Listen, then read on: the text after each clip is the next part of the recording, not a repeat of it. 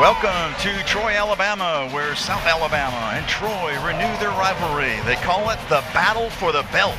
Fans from both sides, they've been tailgating all day long. They're ready for this showdown, and so are we.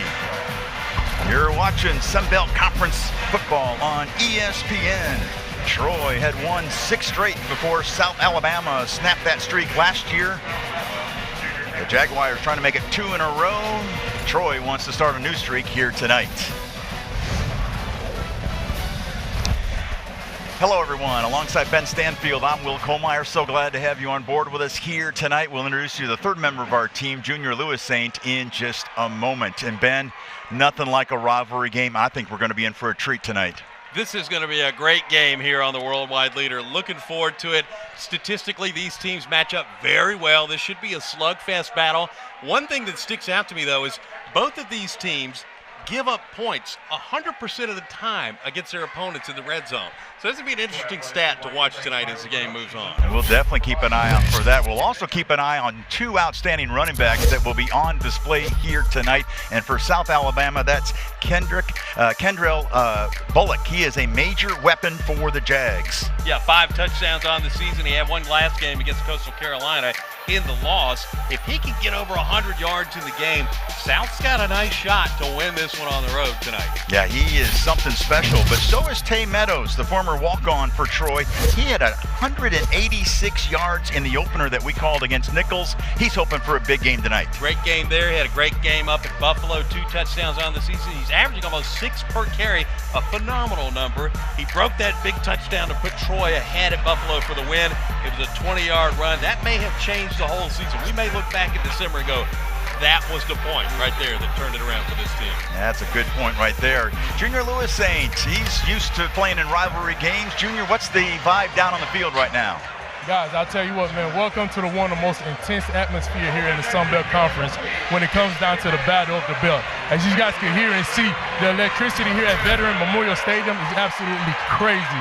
Both Troy fans and South Alabama fans brought their passion and energy to tonight's game, knowing that there's only one thing on the line, and that's for the battle for the belt.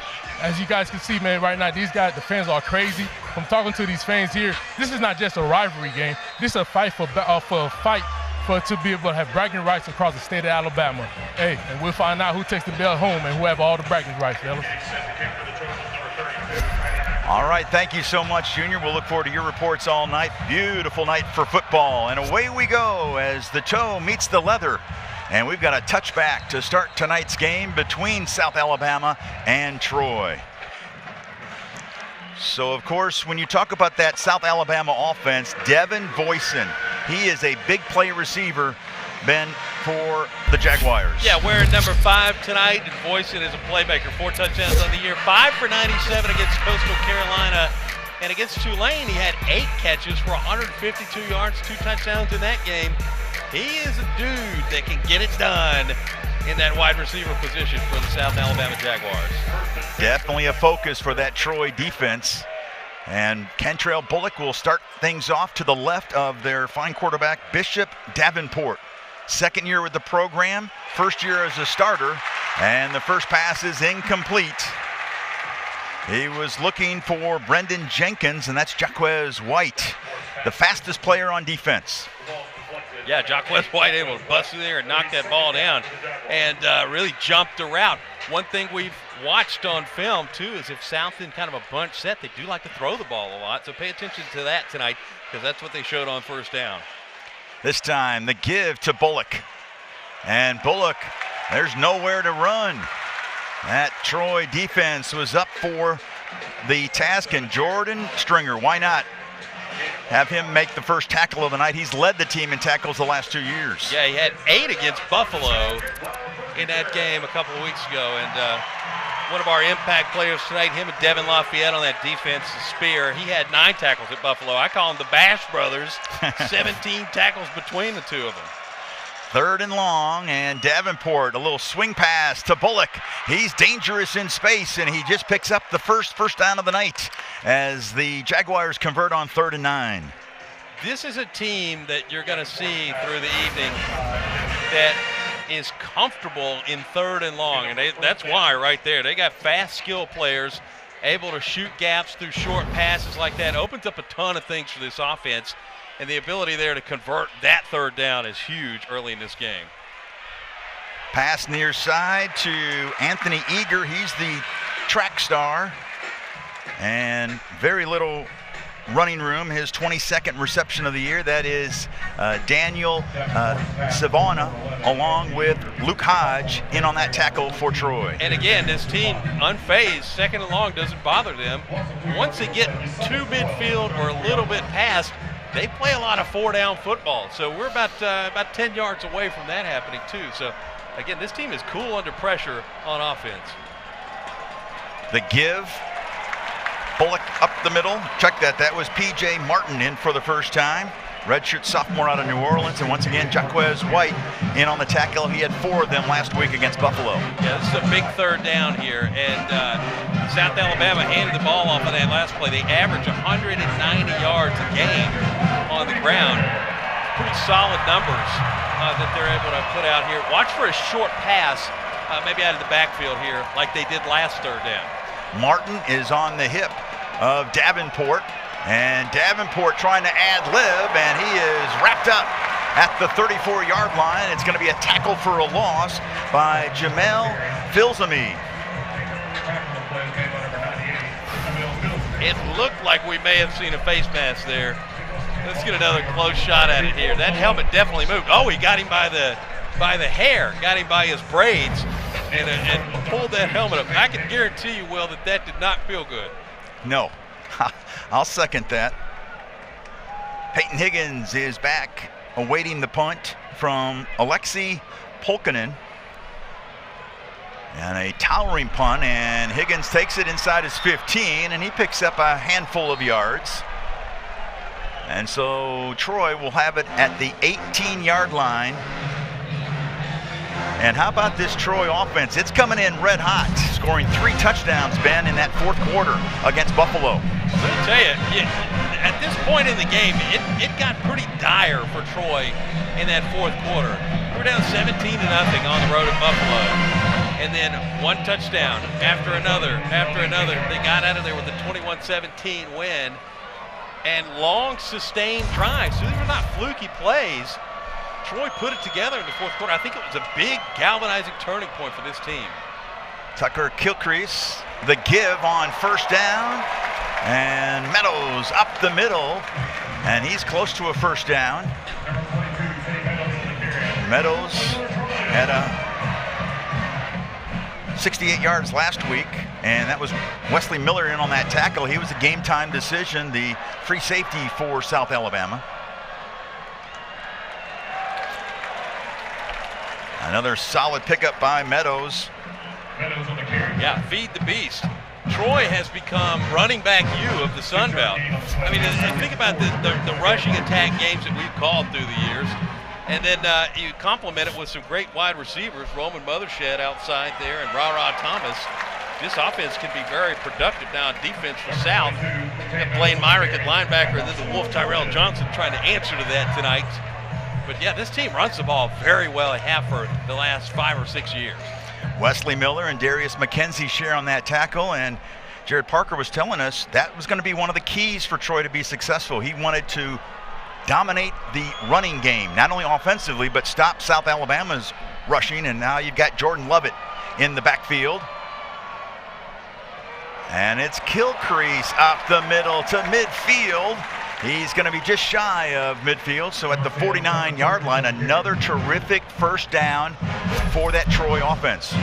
7-yard gain on play. And look what Kilcrease did just in the 4th quarter last time out against Buffalo. Yeah, rushing for 45 yards, that is huge for this offense. It sets up so much more when you have an added point to that rushing attack, just like he showed us on that last play. Picked up 7 yards as Troy continues to stay ahead of the sticks.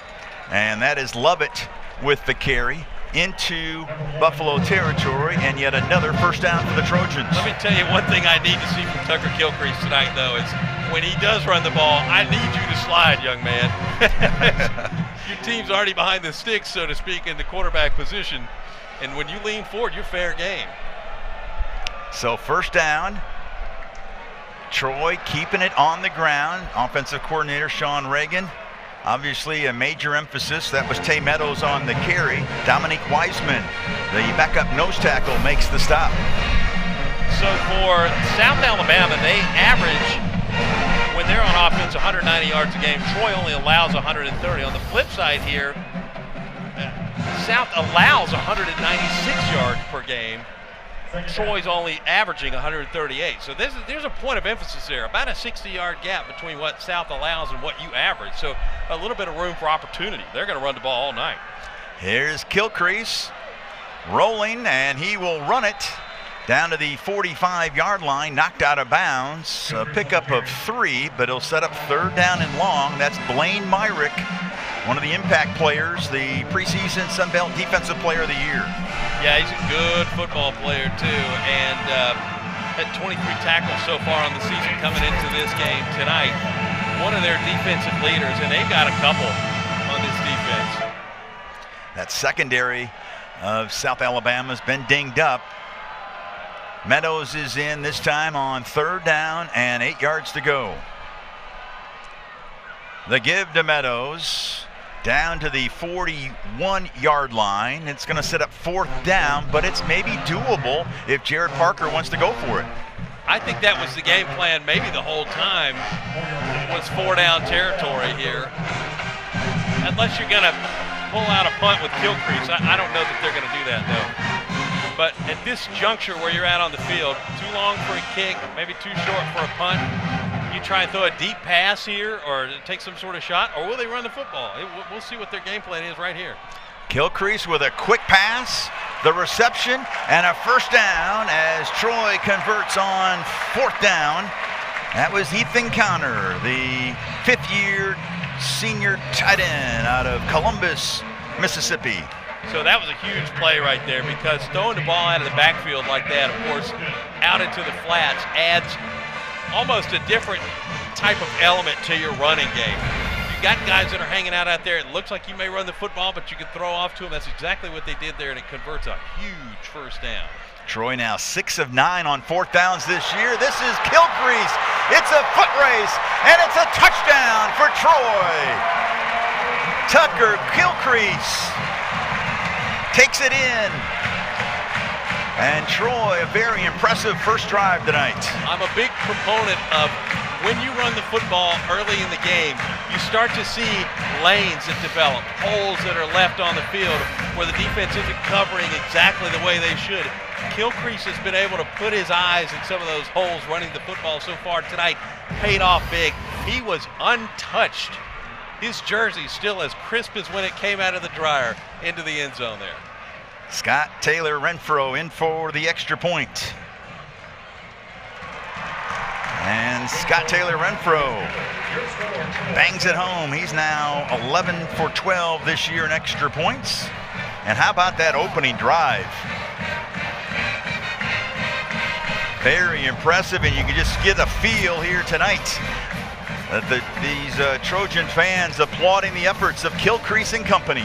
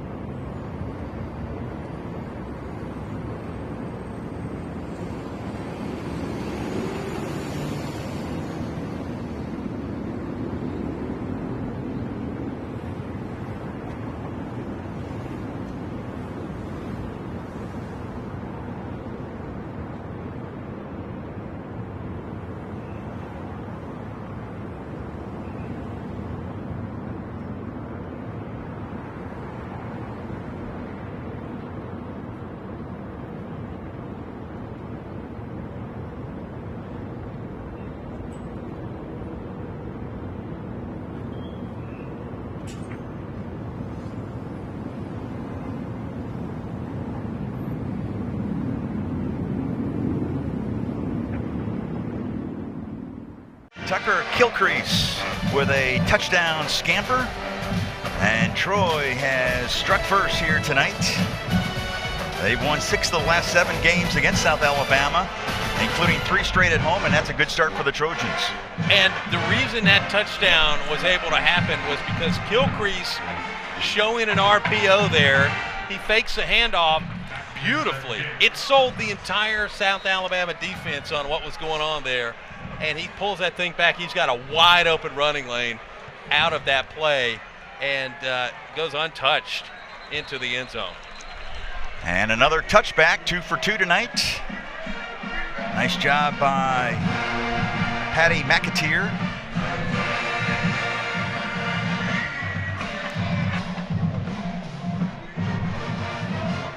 So this Troy offense is going to get a shot at it now, Troy defense, and South Alabama's offense is going to get a shot at it now. One thing they're going to try to do is obviously answer with some points here, but they may take a deep shot at some point on this drive as well to try to level this thing out and get the crowd out of it. And one of the keys, if they're looking for a big chunk play, is watch the wide receivers. Davenport with the toss on first down. That's Phillips. Keenan Phillips, transfer from Georgia Military College. Had 39 yards on 8 carries last week against North Texas. That's about 5 yards a pop, and that was Sisvona, another tackle, the transfer from Georgia, the strong safety for Troy. Well, Troy playing great pursuit football right now, too. They're trying to keep that edge contained where South can't turn it upfield. And spinning forward near the 35, that was Bullock, and Lafayette on the tackle for Troy. He had 9 to lead Troy last time out against Buffalo. And 3rd and short, nice extra effort by Bullock, and he's got a first down for the Jags. Sisvona has been very busy here at the outset. Love the play call there from South, too. You've got Troy respecting the corners and your ability with your skilled speed to get out and turn those corners and get it upfield. You draw them out of the middle and call back-to-back run plays right up the gut and convert a first down. There you see Stringer at linebacker, making sure his teammates are lined up properly. And here's Davenport. He can tuck it and go. He's very dangerous. But that time, Troy keeps the minimum gain for Davenport. Stephen Catledge, the senior out of Columbus, Mississippi. He was a teammate of Ethan Connor at Columbus High and also at East Mississippi Community College. And again, once this team gets past 45-yard line or so, they're very much a 4-down football team for a lot of the field. So watch that coming up in the next couple of plays. 2nd and 8, running it up the middle, across the 45, up to the 46. That's Bullock again, and that's Lafayette. Lafayette, I should say, with another tackle. So based on the spot, he's going to be maybe the length of a football short of a first down. Boy, it's very close.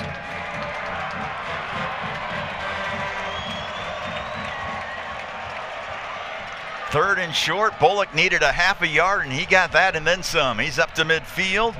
Lafayette again with the tackle. He's got 32 coming in to tonight, including 9 last time out. Yeah, Troy's going to have to clamp down somewhere on that defensive front in the nose guard area because they do so much on offense, South does, to make you respect the corners and that short outside pass that the gut has been opened right up for those first down runs. Last 2. Martin gets the give from Davenport. He bounces it outside. He went the perimeter. And a nice tackle there by Donnie Smith, the bandit for Troy. As it stands right now, Will, we may see 1,000 rushing yards in this game tonight. Well, you talked about neither team could stop the other team when it got in the red zone this year. I think whoever has the ball last in the red zone might win. 2nd down and 4, another positive pickup on first down. That was a key to Troy's initial drive, and South Alabama's doing a nice job with that on this drive. Davenport, another give up the middle, and it's a first down. That is P.J. Martin, the redshirt sophomore from New Orleans. He had 60 yards, averaged 6 yards a pop last week against North Texas. Well, if it ain't broke, don't fix it. I mean, he's running the ball very well. I see no reason for this team to go to the air right now because their misdirection of sorts has been able to keep Troy on their toes either way. Because there's been the opportunities to run it outside. There's been opportunities to run it in the middle. But Troy hasn't responded well to either one. Elijah Davis is the injured Trojan. We're going to step aside. We're going to come back in just a moment. Troy leads by a touchdown.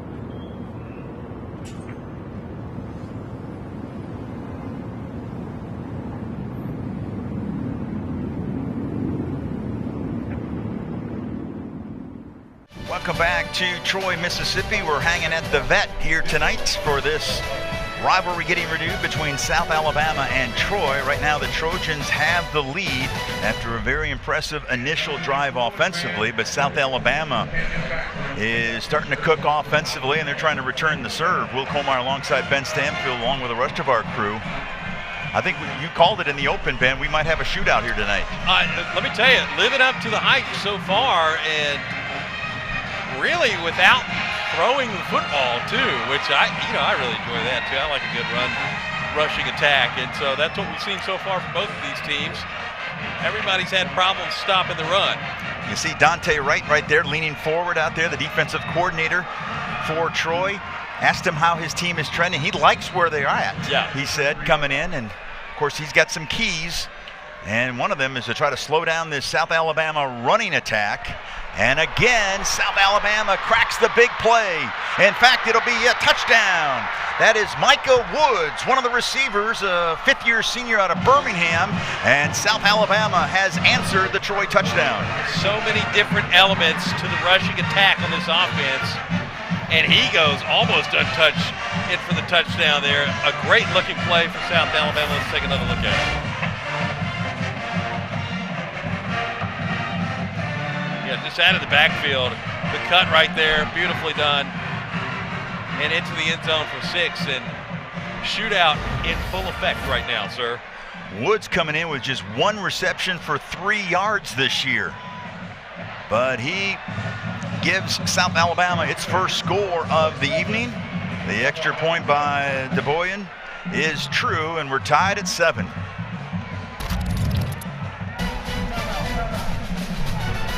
You look at it one more time, that's how you cap off a drive when you need an answer. South Alabama goes to one of their big play receivers.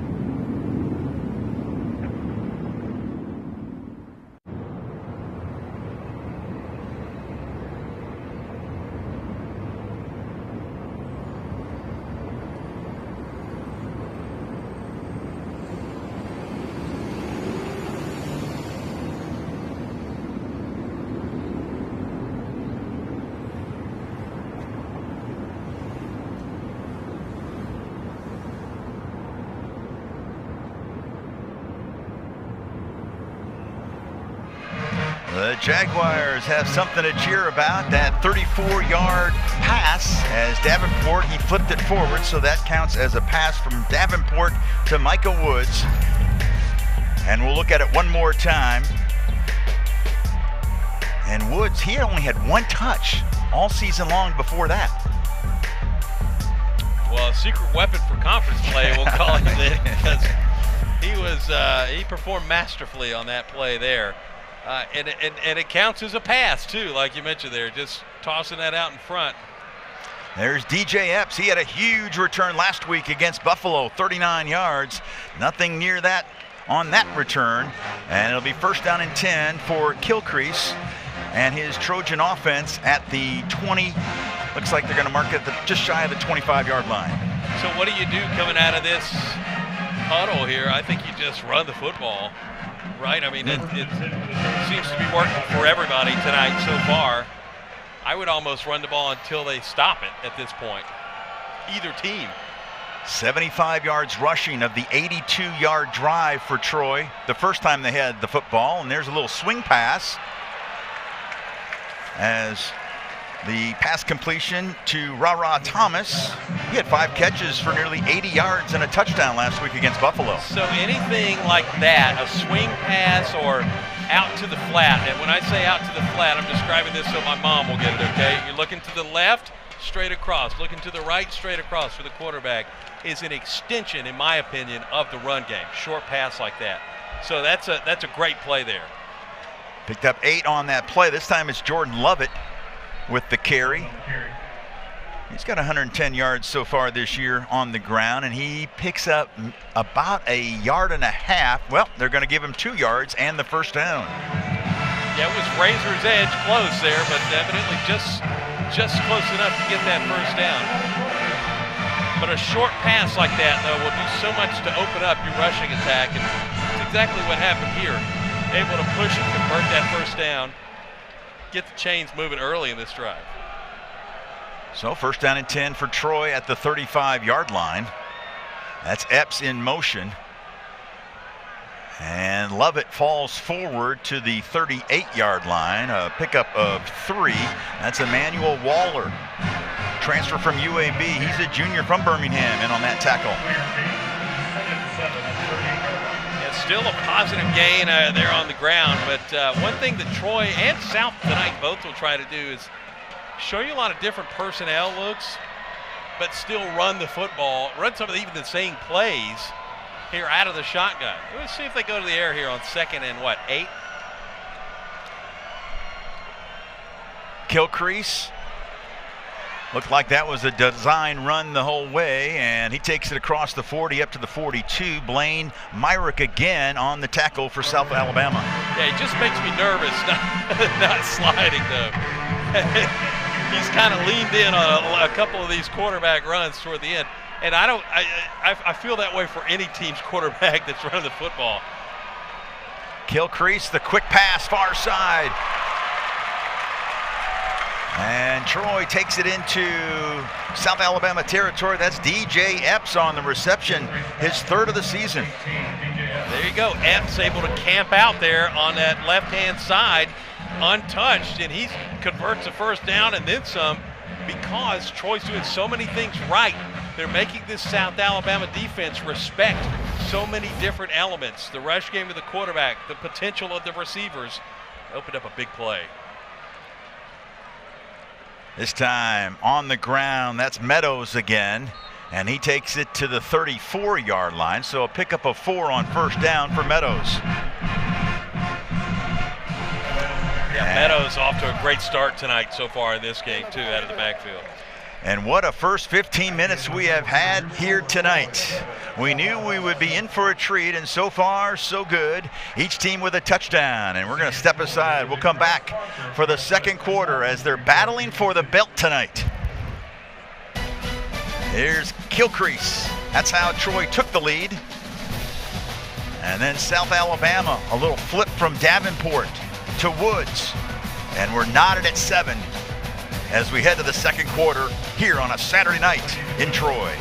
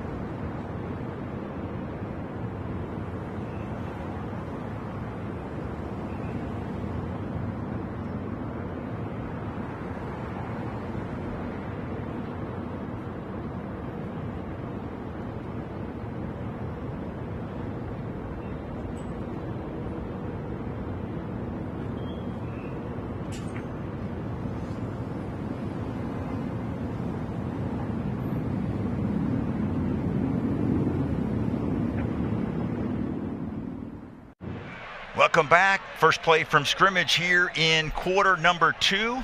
Pass to the near side, complete.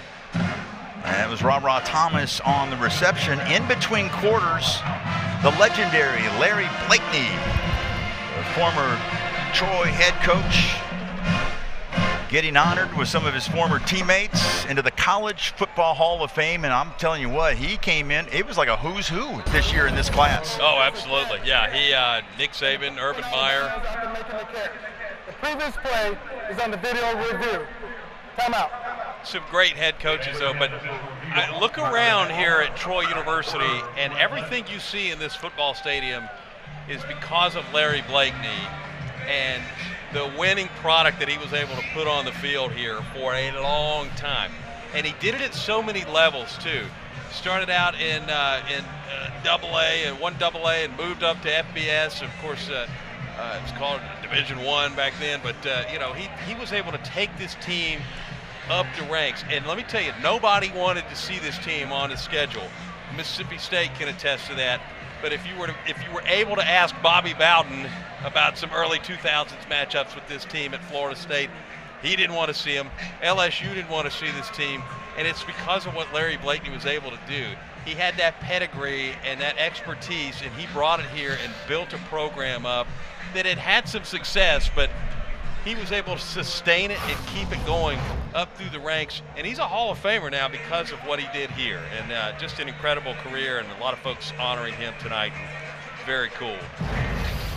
You see the ruling on the field is a complete pass. We'll see what the verdict is. Video review. It was a forward pass that hit the ground, incomplete pass. It'll be third down at the 34-yard line. So Trennis Livingston, our referee tonight, explained it perfectly. So no catch to Ra Thomas. And so that changes it up a bit. So it's 3rd down and 5. And yes, there's a reason why this field is called Larry Blakeney Field. Absolutely. Here at Troy. Junior Lewis saying, our sideline reporter, a part of some of those very, very big wins for Coach Blakeney too. And we'll hear more about that, of course, through the night as well. So 3rd down.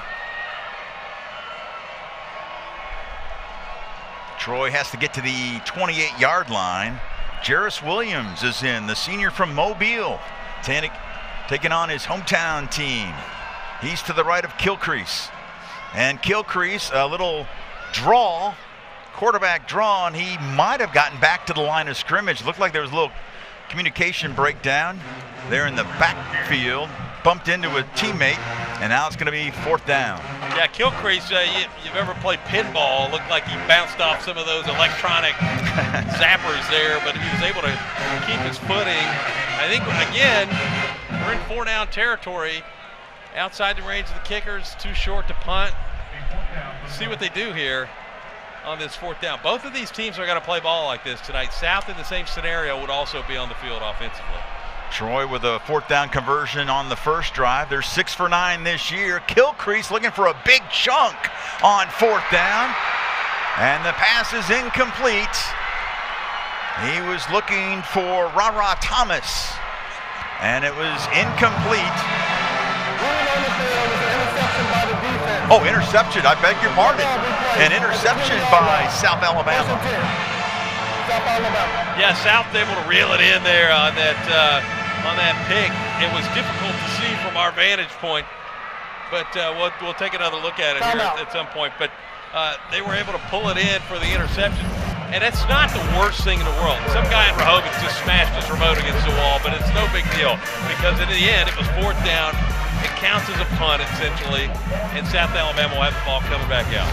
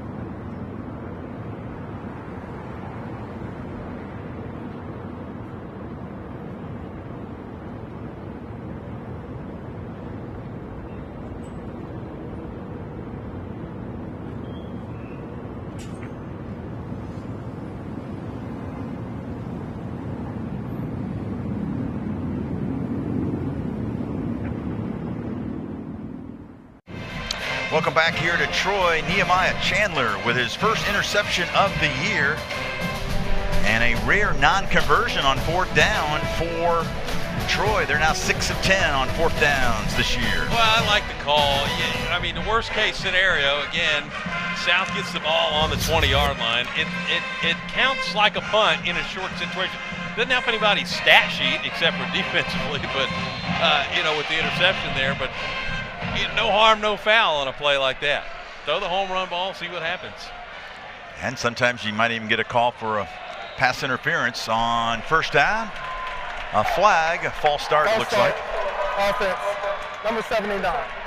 5-yard penalty, remain 1st down. That was on Jordan Davis, the 5th-year senior out of Fairburn, Georgia. He transferred from South Carolina. So that'll push it back 5. Yeah, certainly an area where you don't want to go backwards. You're already kind of starting out against the sticks on your own 20. You were gifted that, at least that much, but there's Keenan Phillips. He's now the tailback next to Davenport, and he will get, looks like another flag, and I think there was another false start. False start, offense. Not on 11 players getting set. 5-yard penalty, remain 1st down. And again, going the wrong direction, and boy, this, I hate to go back and harp on that interception play, but that's a gamble that paid off very well for Troy to throw the ball like that. South intercepts, starts at own 20, then back-to-back penalties. Pushed way back now to the 10-yard line. Davenport on 1st and 20, a handoff up the middle. Jordan Stringer adds to his tackle total. Came in with 34 on the season. It's a solid pickup of 7 yards. Well, the good news for this South Alabama team, too, is they're not afraid of long yardage situations. 2nd and 13 doesn't bother this team. They play, like I said, a ton of 4-down football, so they're accustomed to 2nd and 13 type plays. Phillips with his 2nd straight carry, and he takes it up to the 23-yard line. Lafayette with another tackle. He's the transfer from Northern Illinois that made 10 starts a year ago. And one of the things I'll look for on this play is you don't have to throw a home run ball. You've got enough skill, speed, and South has showed it off against some really good teams. Tulane, they played against Auburn. They gave Auburn's defense all they wanted the second half of that game, and Auburn's defense is good, very good. Get it outside of those skill guys and let them convert a 1st down. 3rd and long, a little crossing pattern, and the pass is complete to Devin Voisin, and there is a flag. He leads the Sun Belt in passing yards. Now has over 460 on the year. That tackle by Stringer. I don't think across the middle. There's no foul for offensive pass interference. The football was touched behind the line of scrimmage. 4th down. So Jared Parker sees his defense, and he was asking for another false start. But he'll have his offense, we think, would get the football back. Yeah. You never know on 4th down, although that they're on 27. Peyton Higgins is awaiting the punt, averaging about 3.5 yards a return this year. I think the sweet spot for that 4th down play, though, is around the 45. That is the Helsinki, Finland native, Alexi Polkinen with the punt, and here's Higgins on the return. Yeah, Higgins took a shot there at the end of that run. Nice return, though. He was able to turn something out of nothing there and gain some positive yardage. Troy will have the football when we come back. We're tied at 7, just under 12 minutes left in the 1st half.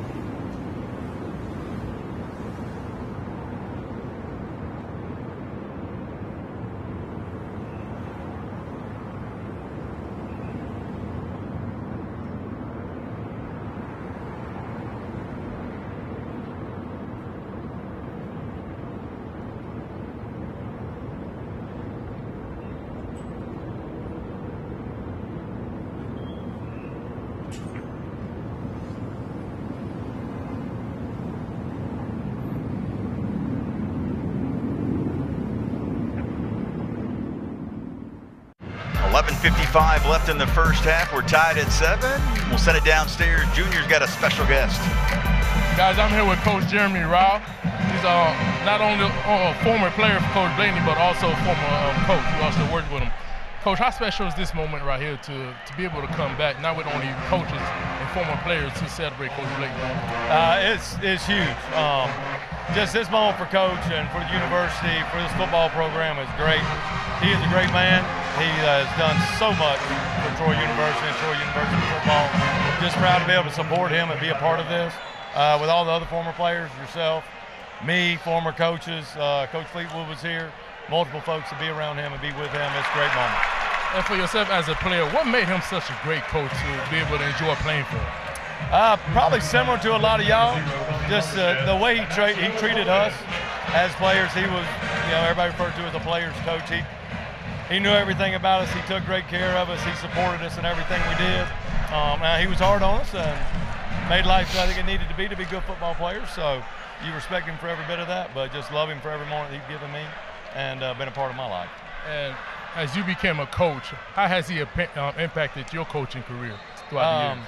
Just being with him for the longevity that it was, 22 years playing and coaching at this great place. You learn so much just watching him operate, watching how he handles things. And a lot of people do things in the manners that he did them back then in the new age of coaching a little bit. So, he set the bar and set the standard for a lot of things. And, he showed me how things get done, how you handle kids, how you talk to kids, parents.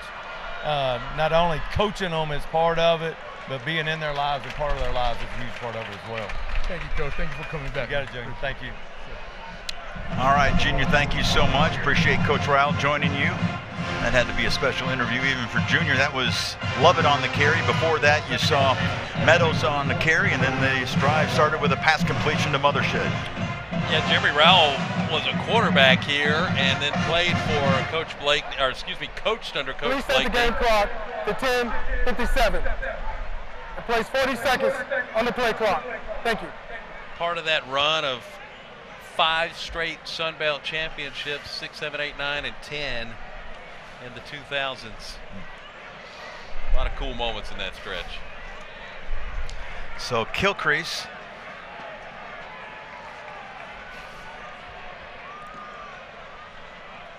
Trojans keeping it on the ground on 3rd and short.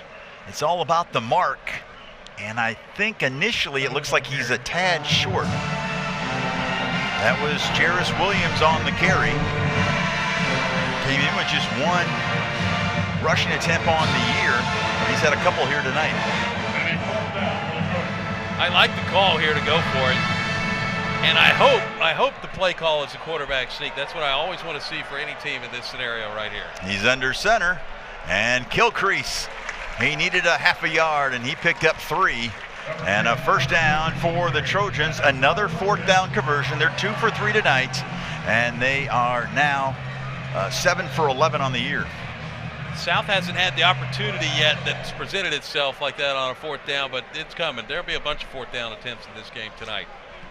And that was a good one there, too. Anytime your offensive line can get that push, that original push, you just literally have to win the snap. And then let the running backs and quarterbacks push everything across the line. And it's exactly what happened for a first down. Big first down, too. Kilcrease with 51 yards already rushing. And here, a little flip, a little trickeration. And South Alabama had it read perfectly. That's Trey Taylor, the receiver for Troy. And he got gobbled up behind the line of scrimmage. He's fast, 23.6 miles per hour, but he couldn't get away from these Jaguars. Troy served it up. South Alabama was all over it and ready for it, bringing that pressure. I almost wouldn't mind seeing Troy take a deep shot here after you've sold out the run so much. Maybe 2nd and 13 is not the time, but I don't know. Maybe this is an opportunity to see what your receivers have. A lot of pad in front of them tonight, too. Kilcrease with a quarterback draw. And Christopher Wallace made the last tackle. And that's a solid pickup for Kilcrease. He's getting close to 60 yards rushing. Of course, 34 came on the touchdown scamper. Third down and 6. That last play was certainly billed as one that could have gone for a deep pass, but then Kilcrease took off running. I like the play call a lot. Kilcrease had a great night tonight on his legs, and, you know, I think if this team can get 75 yards out of the quarterback, we'll be in really good shape running the football. Pass near side to Epps, and that's a tackle for a loss for South Alabama. That's Nehemiah Chandler, who had the pick earlier. The transfer from Georgia Tech makes the big play and forces 4th down.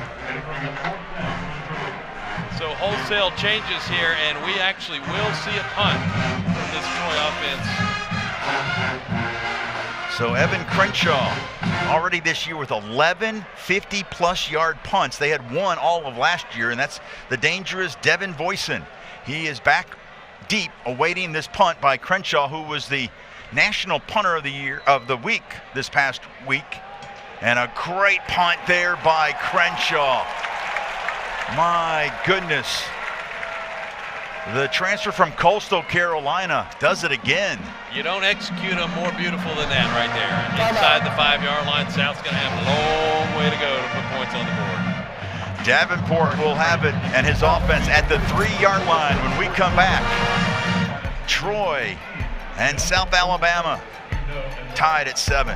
The football was illegally touched at the 3-yard line. The football replaced at the 3.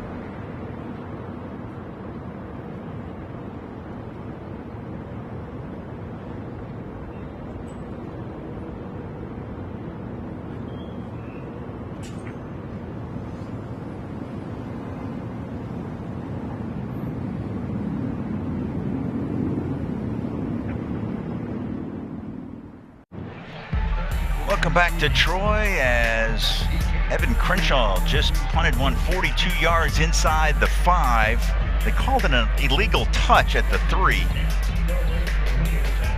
But Troy does get Trey Taylor to down it. Well, the government shut down, so you can't get in trouble for it right now. So. DJ Epps, they said that had the illegal touch. I don't know, man. I don't know. Illegal touch at the 3. We're going to mark it at the 3. That's looked pretty legal to me. Yeah. On first down at the 3. Oh, nice job. A little duck, if you will, by Kentrell Bullock. Coming in, averaging 82 yards a game on the ground. He had 46 yards on 11 carries and a touchdown last week in that loss to North Texas. First time South Alabama played outside the state of Alabama. Yeah, it certainly was. I didn't think about that, but yeah, this schedule has been a grind for South Alabama to start this season. Pass completion to Voisin. He continues to rack up the receptions and the yards for the Jaguars. And I talked to various coaches, and one of them said, "Yeah, if I was head coach at South Alabama, I'd want to have words with whoever made that schedule too." So, So here's Davenport. Let's see what Major Applewhite, the head coach from South Alabama. He calls for a carry off tackle, and Troy was right there. Kentrell Bullock hit a wall. That was Stringer and White on the tackle. There's another look at it, and that big bad defense. Look at that, just built a brick wall. Coming up with a big-time play there, big-time stop. South Alabama 3 and out. Gonna have to punt this thing away. That's a rare 3 and out tonight too. Maybe the first one of the ball game, but I think you're right. Huge stop there early in this. Peyton Higgins, who had a terrific return last time on a punt. He'll take it at his own 39. He makes a man miss. He's got some room. Peyton Higgins still on his feet, down inside the 30-yard line. And Higgins, the senior from Florence, Alabama, with another big play on special teams. Yeah, watch, they call him P-Hig. Watch him here. He's able to make a great move. He's got such quick feet. He's been trying to do this all night, and that time able to just whoop, slip right by the defender and get this ball inside the 30. I wouldn't be surprised if you didn't see maybe a play-action pass here early in this series. Troy tried to take a shot at the end zone. The South Alabama secondary has given Troy receivers a ton of room to catch the football tonight. So a 49-yard punt, but a 32-yard return by Higgins, as Troy again keeping it on the ground. That's Lovett, Jordan Lovett, the sophomore from Statesboro High School there in Georgia. Give Lovett 4 yards. Troy obviously starting this possession in great field position. As we approach the 5-minute mark left here in the first half. And a rare under center play here for Gilcrease. The toss, the sweep, and gobbled up. Boy, what a play by Darius McKenzie on Jordan Lovett. McKenzie out of Ottawa, Ontario, transfer from Maine. He brought the maple that time. Syrup for the pancakes. Yes. Former Black Bear acting like a grizzly bear out there. Man, what a great play by McKenzie, and that sets things up in a more difficult situation now. 3rd and 12, and Tay Meadows is back in to the left of Gilcrease. Gilcrease has time. Now will throw down the field, near side, incomplete. He had a receiver, Epps. That was DJ Epps, the junior. He had broken free. Kind of a tough pass rolling to your left for a right-handed throwing quarterback. I know it's a 4th down. You want to convert very badly, and I love the patience here of Gilcrease. That's a man right there that trusts his offensive line. He's able to slide out just in time. He sees a receiver coming across, overthrew Epps just a little bit, but there's a lot of promising things that you saw on that play right there that maybe don't jump off the TV to you, but the trust and patience that he had behind that line is huge for this offense. 48-yard field goal by Scott Taylor Renfro, and he just misses. His long this year was 37 in that matchup at Clemson, and he just misses. And the score remains 7-all. So both of these teams kind of trading breaks, if you will. Troy with that missed field goal. South, of course, 3 and out down here, just out of the shadows of their own goalpost a few minutes ago. And both of these teams, I really think, are getting to the point where the game has been moving so fast tonight. They might be a little gassed. Might be time for a break. So halftime's coming up. 4:08 to go. And that clock has been moving tonight.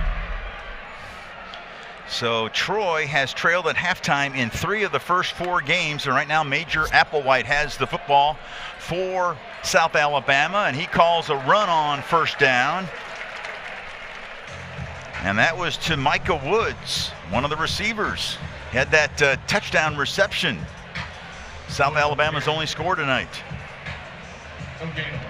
You know, you talked about that 3 and out by Troy's defense last time for when South Alabama had the ball. Troy had 6 3 and outs forced in 12 drives by Buffalo last time out.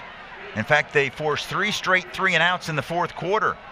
That helped fuel that comeback. There's Davenport again. Boy, he's dangerous. He can just take off and go at any time. Yeah, he certainly is dangerous, and you've seen some great plays that he made, and especially against like North Texas. His ability to just run and open things up for this offense very quickly is a big asset for this team. He rushed for 59 yards and a touchdown last week. He's got P.J. Martin to his left. He also threw for 195 yards and a touchdown against the Mean Green. He's pressured and going down. That is Jaquez White on a blitz. And White comes through, as does that Troy defense. White was untouched, full speed, able to hit Davenport wide open. Watch him come from the left side. White, I mean, full speed contact there on the quarterback for South Alabama, and yeah, he earned that dance. There is a flag on the field, though. Sideline warning, South Alabama. Please reset the game clock. 2:43. 2:48.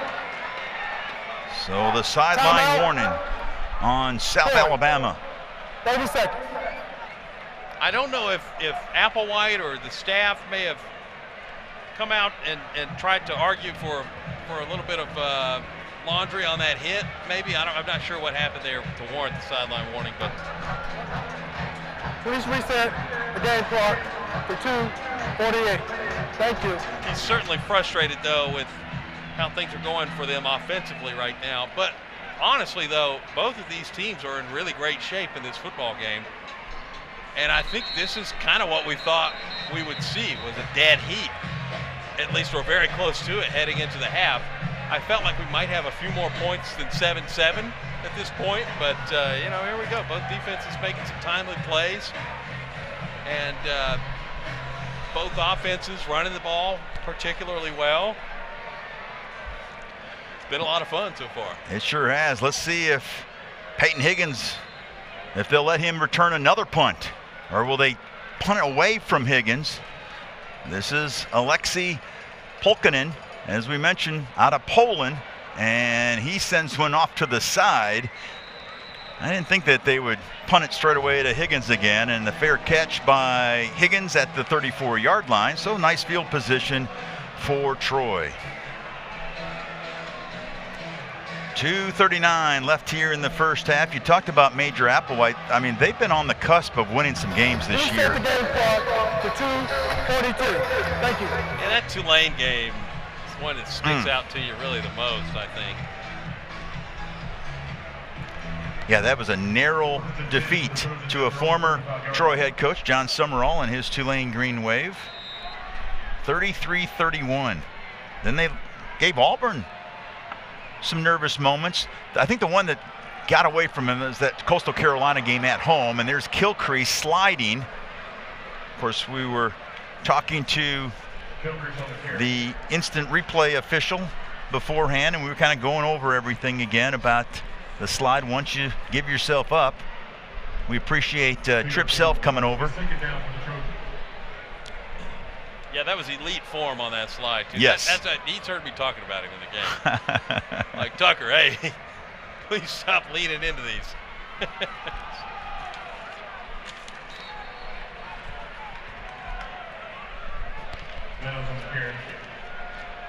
So Tay Meadows 2-minute timeout. takes us to the 2-minute timeout.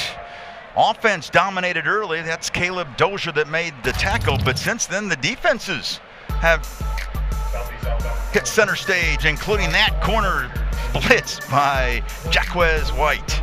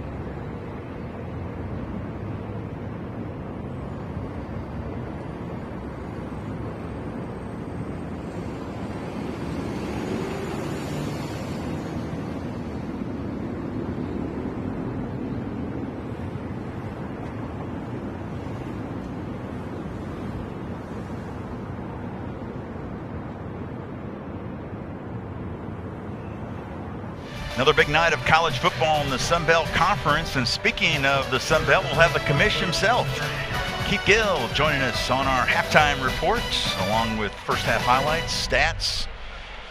That's all coming up at the half. 2 minutes left here in the first half. Kilcrease on a 3rd and long. He's got Meadows to his left. Meadows with 30 yards rushing so far. They go up top, and Kilcrease with a big 3rd down conversion.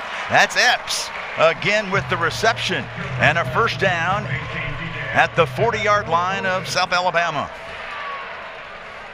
That may be the longest pass completion of the game right there. I have to double check on that and see.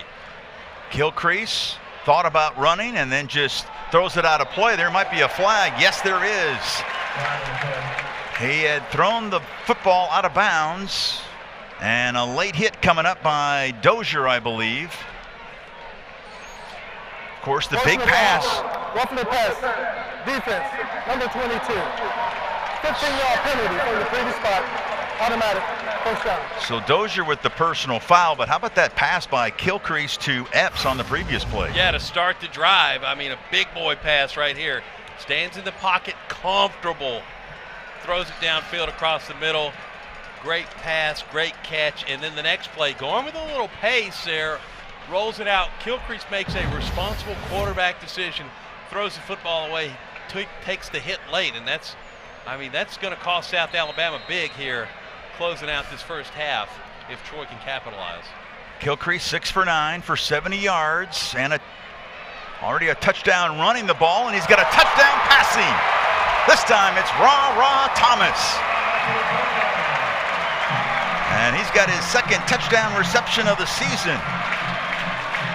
And Troy has the lead late in the first half. Ra able to get the separation there. He was 2 steps better than the defender, and he knew it, but he waited to turn the speed on at the exact precise moment so that he could get out there and catch a beautiful touchdown pass and give Troy a big-time lead going into the half. Ra, the former Mississippi State Bulldog, then Georgia Bulldog, now Troy Trojan, and he's a big play receiver for Coach Reagan in his offense, and Scott Taylor Renfro splits the sticks, and it's 14-7 Trojans. Safe to say he's got that dog in him. Right? He sure is. He's a dog, all right. And I'll tell you what, Jared Parker loves to see that touchdown late here in the first half to give some momentum to his Trojans late as we get set to go into intermission. You know, while we've got a moment here, that was a great-looking touchdown pass. Kilcrease, I don't know if he has been this comfortable since a guy named Buddy Johnson was calling his games on the radio when he played high school ball down in Brantley. How about that? I mean, he is as smooth as butter right now in that pocket and feels protected and is able to stand there and just wait on this stuff to open up and develop. This Troy team tonight is a total 180 from where they were a year ago when they went to South Alabama. And to end the first half of football in Mobile last year may have been one of the worst sequences of football plays and mishaps that I've seen in a long, long time. And I'd use that term very seriously because you hate to, I mean, these are kids playing ball, you know, you hate to say that, but it was bad. And that, I think everyone in the program recognized that. It was a bad turning point for this team. And then a week later, they went out to Arkansas State and were able to kind of turn things around toward the end of that season. But this team looks totally different than a year ago at this time, and I think everybody around these parts is really excited to see it. Well, Jared Parker told us, he said that was the lowest moment last year. He said he feels it, he understands the importance. He said his wife drove home in tears for 3 hours coming back to Troy after that loss last year to South Alabama. So he knew, and he obviously he recognizes how important this game is, not only to Troy, but for South Alabama as well. I could pull up the play-by-play from the second quarter last year for Troy offensively, but I don't want to get everybody depressed tonight. But it was tough sledding, and this program has been through the dip and coming back up, and they look great tonight so far in this game against South Alabama. $1:32 left in the first half. The give to Bullock, he bounces it outside, and he was just Maybe one more tackle breaking to cut loose down that far sideline. That was T.J. Thompson, the transfer from East Central Community College in Mississippi, along with Talik Robbins. They both played JUCO football in Mississippi. Robbins at Northeast Mississippi Community College, and as I mentioned, Thompson at East Central. There's a strong run up the gut, across the 35, up to the 36, and that's going to be a first down for South Alabama as we're under a minute left. Jamal Williams with the tackle. Now, will we see South launch one here? Is Bishop Davenport going to get the chance to look for voices downfield? Maybe Anthony Eager. Hadn't heard from him tonight. That's Bullock across the 45. There was a handful of Trojans in on that play. Bullock, of course, the workhorse. Expected that coming in. Over 400 yards rushing on the year. Led the conference coming in with 5 touchdowns rushing. Second down after the pickup of 6 for Bullock. It's 2nd and 4, and Bullock still in the backfield with Davenport. Looks like just a 3-man rush. They sent Stringer at the last moment for a blitz, but pickup of a couple. That's Lafayette with another tackle. Boy, he is really active, and that's going to end the first half tonight, as the Trojans will take the touchdown lead. Junior Lewis Saint is getting ready to get head coach Jared Parker for us. I'm a little surprised South didn't take a deeper shot there to end the half, but content to run the ball, and of course I'm sure that makes the head man Jared Parker happy too. Junior? All right, Junior. Coach, couldn't ask for a better way to close out the half. No, unbelievable. We call it the blend, right? We punted down in there, pinned the ball down low again by a great punt of Crenshaw. We end up getting a stop, backed up, get the ball flipped right here, turned it into points later on in another drive. I love where we're at. Offense has got to finish drives. Thank you, Coach. Thank you. All right, thank you, Junior. Thank you, Jared Parker. And it's time for us to step aside. When we come back, we'll talk to the commissioner, the commish himself, Keith Gill, will be joining us in the booth. It's Troy leading South Alabama 14-7. That touchdown pass to Woods tied it at 7, and then this was the touchdown lead in the first half. Kilcrease to Ra Thomas, and the Trojans lead it at the break.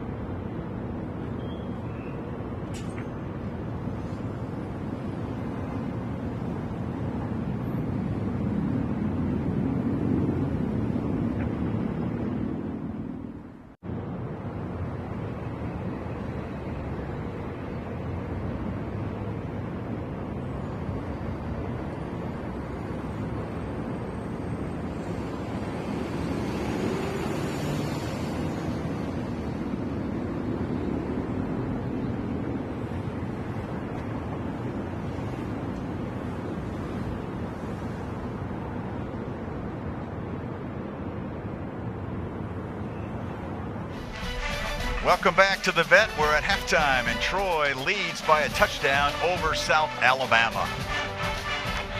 Welcome back to the booth. Alongside Ben Stanfield and myself, Will Kohlmeyer, we got the commissioner himself, Keith Gill from the Sun Belt Conference. Appreciate your time, Keith. Yeah, thanks for having me. I'll tell you what, nothing like a rivalry, huh? I mean, this is a special night, great atmosphere, and good game so far. Yeah, great fans. In some ways, this is what the Sun Belt is all about, right? Regional rivalries, games that fans are excited about, close competition, good crowds. It's really outstanding. Hey, talking about those regional rivalries, this is one of the best rivalries in the Southeast, even in the country at this level, and just an awesome football game. You mentioned that word regional, though. I want to ask you about the recent addition, announcement of Louisiana Tech coming to the league, keeping that regional aspect alive. How's things been from your office during that transition? Oh, I think it's been great. They're perfect. They actually tighten up our western footprint, pretty much make it all bus trips. They're really good at the sports that are really important to us. The diamond sports, baseball, softball, basketball, both basketballs, and then obviously football. So we're really excited about what they're going to bring to the Sun Belt. Hard to believe this is your 7th football season, Keith. It's crazy here in the Sun Belt. How about taking us behind the curtain? How crazy, and just talk about what the Sun Belt, and maybe even look ahead, maybe look into that crystal ball. Yeah, it's really challenging because it's so dynamic right now across the country in college athletics. So things are changing like crazy, but I think we're really well positioned. I like the framework that we have, kind of trying to make sure we're putting together the regional kind of league and a regional footprint. You don't see that very much in college athletics right now, and so I think that's going to really carry us forward. So I think we're well positioned for whatever the future brings. What's that effort been like at your level to get the amount of bowl tie-ins the league has now? Because Troy fans can remember a time where they tied for a league championship, didn't even get to go to a bowl game. Yeah. That's many, many years ago. But the league has grown exponentially, and you've got a ton of bowl tie-ins. You got a chance to win a national championship now, too, on the table. Yeah, I think one of the worst things you could ever have to do as a commissioner is call a school that's bowl eligible and tell them they can't go to a bowl game. So we work really hard on trying to make sure, 2 years ago we got 12 teams in. Last year we had 8 bowl teams. We've had 10 since I've been here. So we work really hard trying to get all our teams placed. And then obviously being a part of the CFP is really the crown jewel, the most important thing kind of in that portfolio. Well, looking ahead, I know I already asked you about the crystal ball, but there's a lot to be excited about with the Sun Belt, isn't it? I mean, we're talking football tonight, but just across the board. Oh, absolutely. If you look at the number of sports we've been multi-bid in, it's off the charts. And even last year, finishing up baseball in the College World Series, obviously we got some really good football going on right now, and we're really excited about the season ahead. It's been great in the Sun Belt, but our best days are ahead. Let me ask you about basketball real quick before you go here. First year of the new tournament format, and it benefited this team very well. Coming into the big dance and able to earn that automatic bid to go play Kentucky in March Madness. Did you like the format? Do you think it paid off well for you this year? Yeah, I think the format did exactly what we were hoping to do. I mean, one, Pensacola is an outstanding location for the tournament. We really love what we're doing there. But the format was great. You're trying to get your best teams advancing towards March, and I think we did that last year. Nice. Keith Gill, can't thank you enough. Yeah, thank you. Keep up the great work. Yeah, great pleasure, and always good to see you, Commissioner. Thanks for stopping by. Thank you. We got first half highlights. We'll crunch some numbers when we come back. It's Troy leading South Alabama here at the break, 14-7 on a Saturday night here in Southeast Alabama.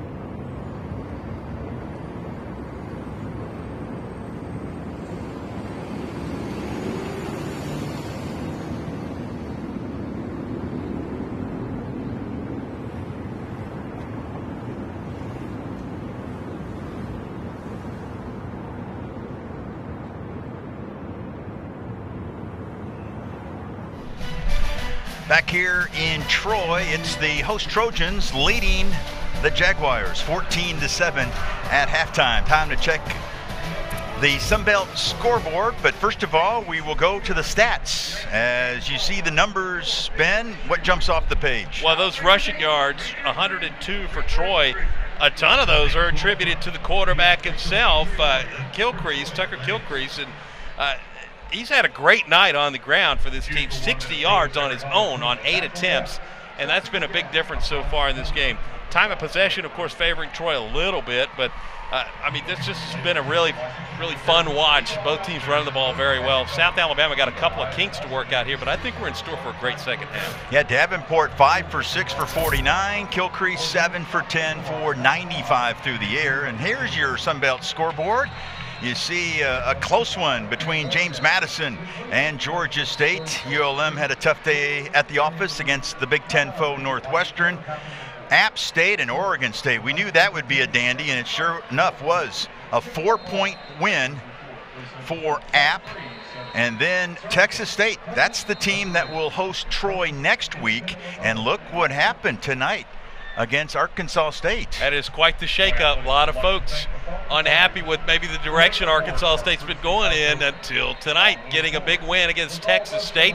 Texas State's a team that a lot of people thought would hang their championship banner and then bolt for the Pac-12, and maybe not. Maybe not. Tell you what, Old Dominion's having some fun right now with the Chanticleers, 41-zip halfway through the third quarter. We're going to step aside and take another timeout. Both teams now on the field stretching. We got the third quarter right around the corner. 14-7 Troy in the battle for the belt, 2025 edition.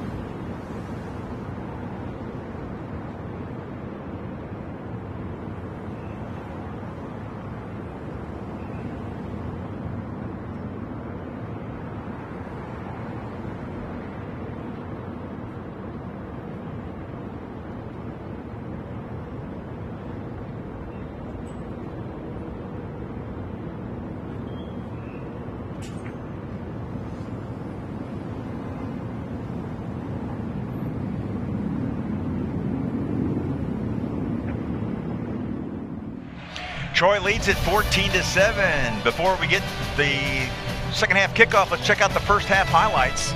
Troy, a very impressive 10-play, 82-yard drive. And it was capped off by Tucker Kilcrease going 34 yards, extra point, and just like that, it was 7-zip. Untouched. I mean, his jersey never got ruffled on that touchdown run. Able to cut it through and run wide open. And then, nice return and a nice answer by South Alabama. Davenport to Woods. And then this was the touchdown late in the first half. Kilcrease to Ra Thomas, 25 yards, and that's why Troy has the lead 14-7 here at halftime. And away we go. Taken at the 4-yard line. And that is Epps with the return across the 20 up to the 22-yard line, and that's where Tucker Kilcrease and the offense will take over. Troy's got a chance to extend that lead here starting the third quarter, and I think you may see the team come out and try to run the football like they did in the first half and pave some of those roads, keep that clock running. They ran the ball really well in the first half of this game, as did South Alabama. Both of these teams kept it on the ground, and a pretty quick-moving half as well. It's not even 8 o'clock. We're in the third quarter. So you've got Williams and Lovett in the backfield, but it's Tucker Kilcrease with the carry, a fumble late. And I think South Alabama has it. The only question, was he down? Recovered by the defense. 1st and 10. So that's going to be important here.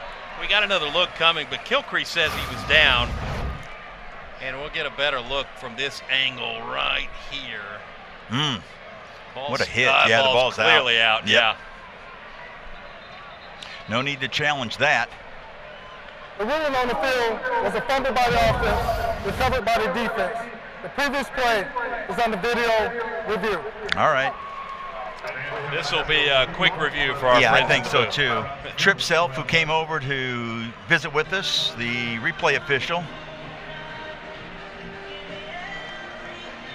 It's always so appreciated when they come over, bounce some different things off of us, and then we can ask them some questions as well. And we'll see it one more time, but it definitely looks like the ball has been stripped before Kilcrease, that is, his knee touches the ground. Yeah, I didn't see anything that indicated that he was down. I mean, the ball is out right there, and he's 10 toes down at that point. You know, so he's. After video review, the ruling on the field is upheld. 1st and 10. You know, if you're a Troy fan, you can appreciate him looking at it. Oh yeah, sure. But a pretty short and sweet review there. And that's what South Alabama needed. A quick turnover just 14 seconds into the second half. And now they'll take over. Great field position at the 35-yard line. Wallace with the recovery. And Wallace has been a story this year for South Alabama. This is a guy that had 13 career tackles through 3 seasons, but this year already right at 40 tackles, came in 6th most tackles in the Sun Belt Conference. And that fumble recovery gives his teammates on offense great field position. That's Bullock with the carry.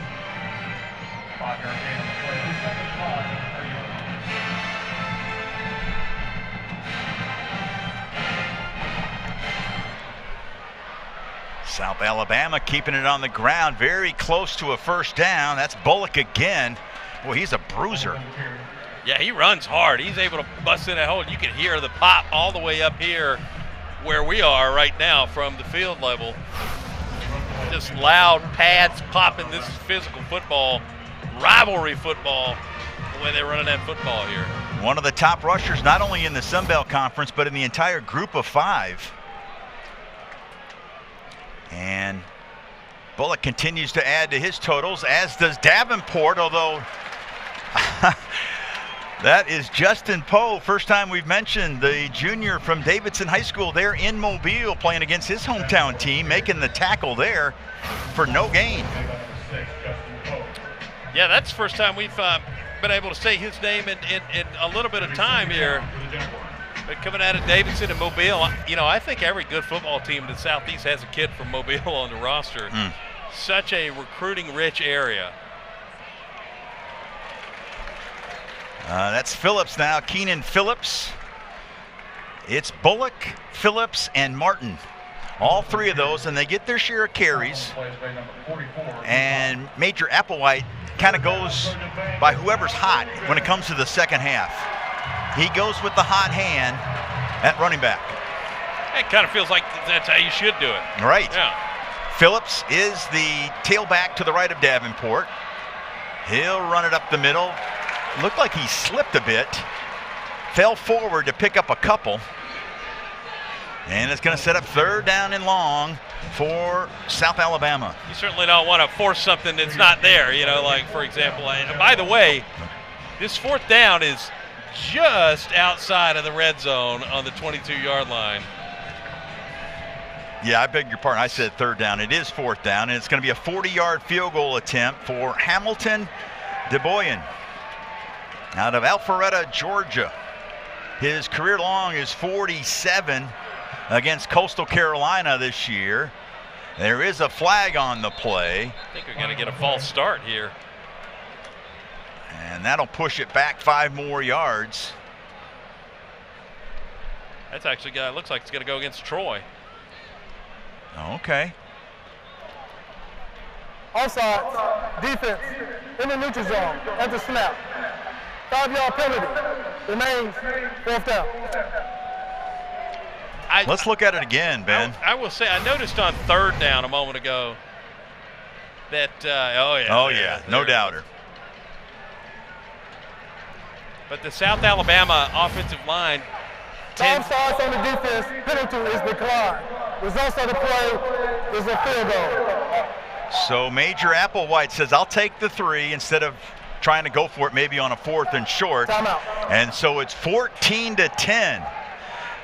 So Hamilton DeBoyan has cut it to 4. Kilcrease and the Troy offense will get the football back, but that fumble by Kilcrease set up the field goal to cut it to 4 points.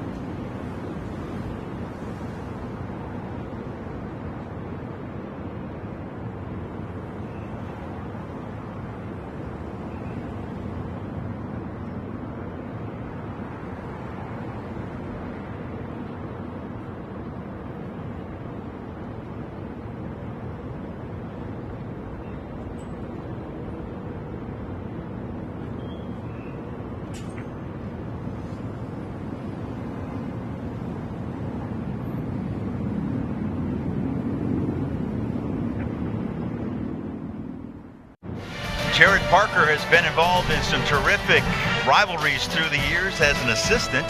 Notre Dame, Southern Cal, Duke, North Carolina, Purdue, Indiana. He said when he was an assistant at Penn State, anything with the whiteout was atmosphere. He remembers the game against Michigan, but this means the most. His first head coaching job, and now the second time he's taken on the rivals from South Alabama, and his lead now has evaporated to 14-10. We talked about it being a low moment last year. He said you either got to fix it or you don't. And he thought that they were better prepared this year. That's DJ Epps on the return. And he gets tossed to the turf. And Troy will have it on offense at the 23-yard line. You know, and he mentioned, too, he went a lot of places and talked to a lot of people during the offseason to help himself become a better head coach. But he also had some great guys come in here, too. David Cutcliffe was in town this summer. I came down and heard him speak. Mike Turk from up at Huntington College, a Troy legend, he was here. And they had a coaching clinic for high school coaches, but also brought in Marcus Freeman from Notre Dame. I mean, he heard from a lot of people in the offseason, and that, you could tell it's helped his game quite a bit. Tay Meadows gets the carry, stopped by Blaine Myrick, the redshirt junior from near Mobile, from Fairhope. Of course, Coach Parker and Coach Freeman very tight. Remember last year during the tough times for Jared Parker and this Troy program in his first year, it was Marcus Freeman that was in constant contact with that young man right there, Jared Parker. You know, Marcus Freeman was busy himself trying to win a national championship last year, too. It just shows you how much Freeman thinks of Parker. And there's a run right up the middle to the 27-yard line. That's Meadows again. Mike Harris, first time we mentioned the Husky position, one of the DBs. He's the transfer from Baylor, made the stop. 3rd and short.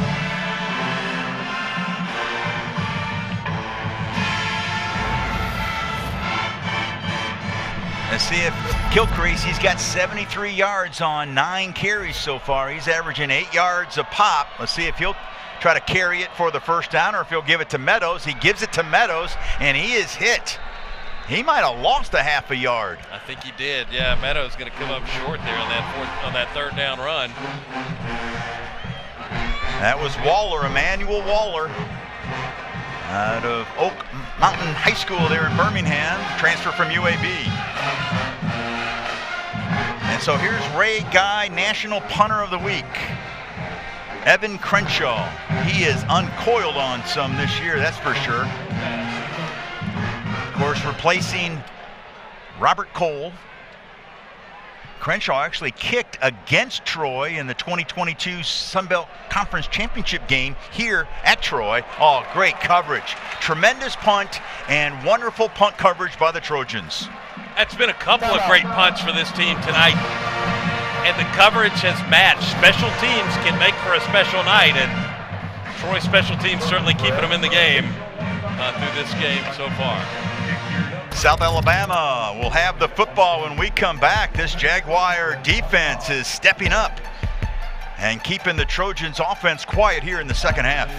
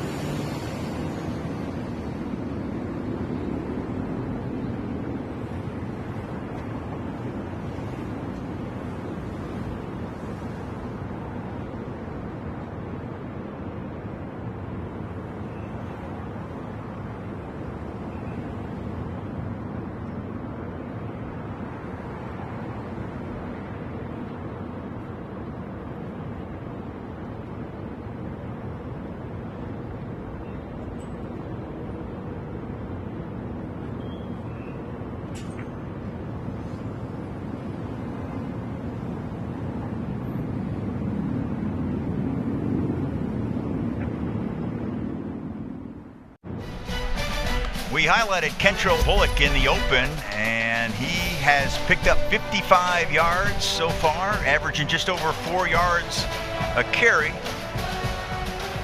for that Jaguar offense, Ben. Yeah, he's had a good night so far, 13 for 55, like you mentioned, 4.2 a carry.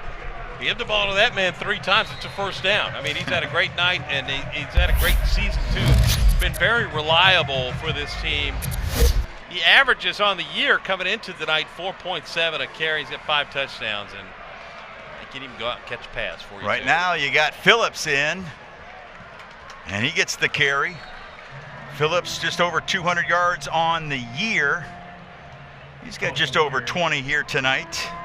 As I mentioned, they got 3 running backs that they like. Of course, Bullock is the workhorse. I will say this, Troy's played so well against South in the middle.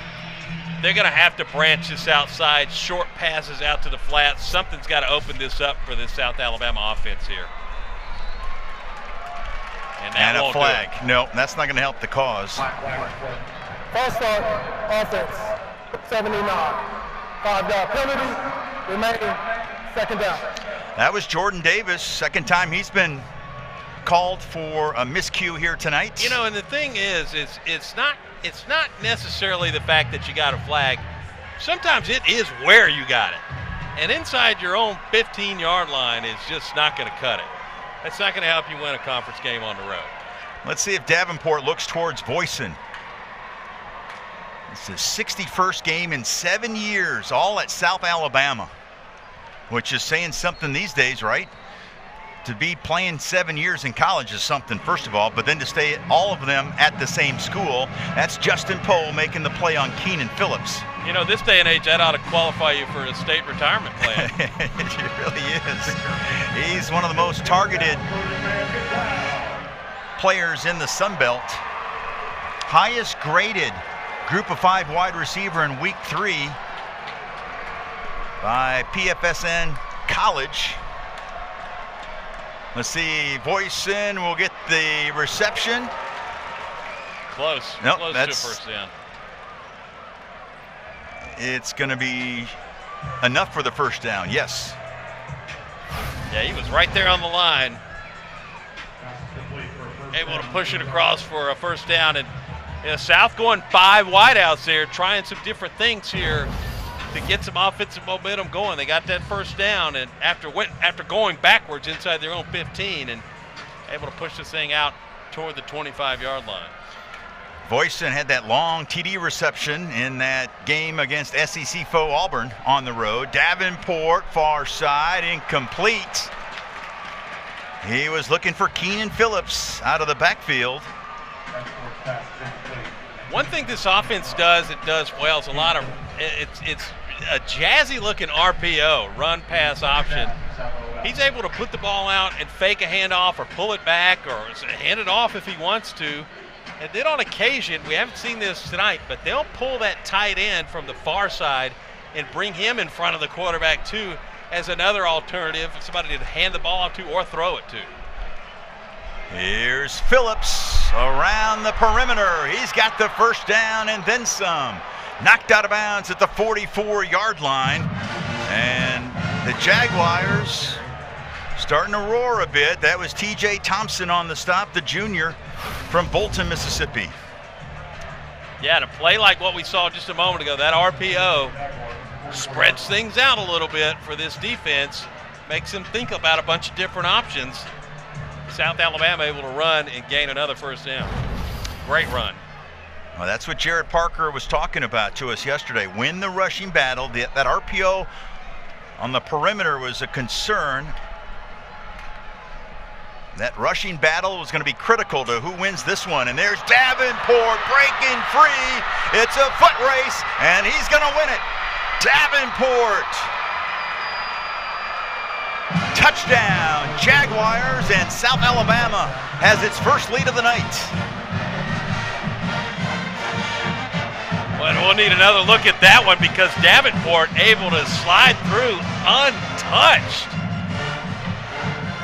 and running like a gazelle down the field. I mean, nobody was around. He sold the handoff so well, able to shoot through the gap, and he's outrunning everybody on the football field. intense speed from the quarterback, and he makes them pay for a touchdown. That was a great run.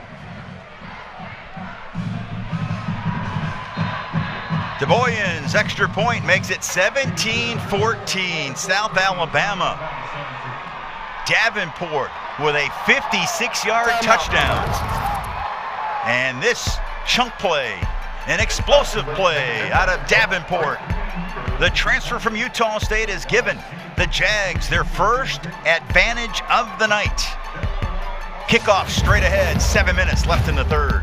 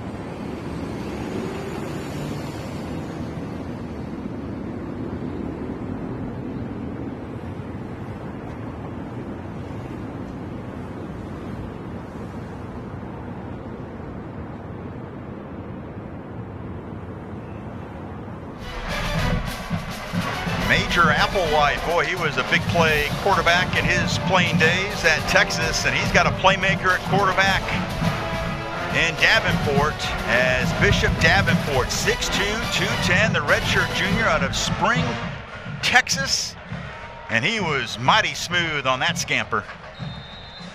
Yeah, I remember watching Major Applewhite playing in some of those Thanksgiving holiday games, and he's had a great coaching career too. He worked with Nick Saban at Bama for a while, and got the head coaching gig down at South now, and doing a great job. And he's got a quarterback that's a playmaker. You're going to win some games with a quarterback like that. No doubt about that. And he addressed the team this week, talking about, hey, when he played at Texas, played Oklahoma, talk about a rivalry game. Yeah. Of course, at Alabama when he was an assistant, played against Auburn, Iron Bowl. So he's played in some big-time rivalry games, and he tried to present that to his players, talking about the importance of this matchup. It's just a fun rivalry. I mean, you talked to the Troy folks this week, and they crossed out S all over campus, and then South Alabama crossed the T's out on their campus. 17-14, the visitors from Mobile lead it by a field goal. 1st and 10 at the 25. They hand off to Meadows. And Troy, as a rushing last time out against Buffalo, they rushed for 163 yards despite getting sacked 7 times. Well, and the sacks early on were the difference in the game, I thought, in that Buffalo game. Troy had some nice drives and not a lot of 3 and outs in that ball game. They just couldn't score. literally until the fourth quarter. And then when they figured it out, boy, they figured it out. Yeah, they got red hot. Lovett and Williams in the backfield, and this is Kilcrease pounding his way forward to the 33-yard line. It's going to set up a 3rd and 2 for the Trojans as we approach the 6-minute mark here in the third. This is a big third down for both of these squads here, because if you're South, if you can get off the field 3 and out, offense is hot right now, and Troy's in a little bit of a backpedal. For the Trojans, you got to give your defense a little time to figure out what just happened, what went wrong on that last drive, because the quarterback ran and no one touched him on that last touchdown. No, empty backfield. You're thinking Kilcrease will run, and he sure does, and he's got a first down for Troy and a much-needed 3rd down conversion. Troy came in with a 44% conversion rate.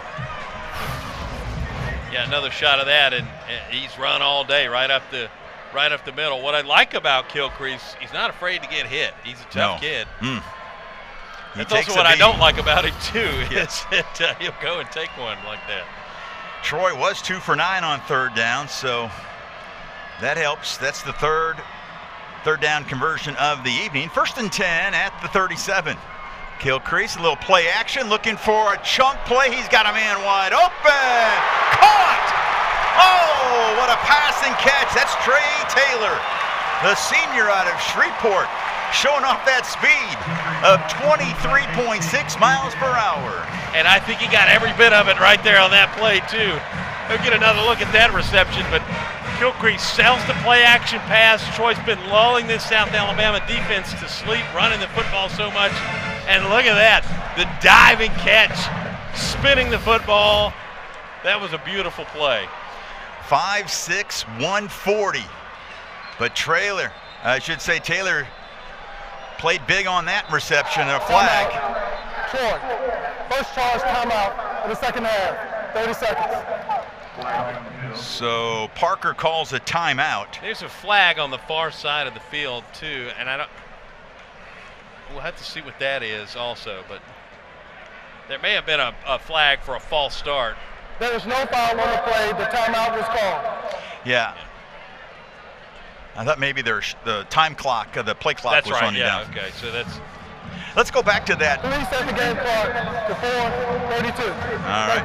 Didn't want to interrupt Trennis on that one, but let's go back to that pass. It was pretty. Kilcrease to Taylor. And that was the key right there. It's an eyeballs thing. You know, that play action pass sold it very well, kept a lot of guys at home. And Taylor was wide open.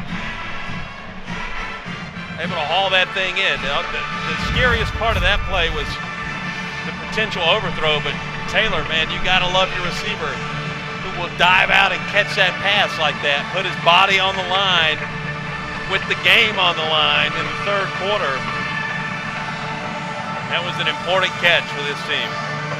So Troy in the red zone, and we know what they've done this year in the red zone.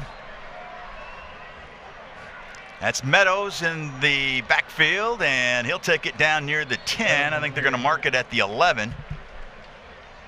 Well, we'll see if the stat stays true tonight. South Alabama's given up points 100% of the time in the red zone. And I don't think we've broken that tonight. I think we're still on track. Still on track for that, both teams.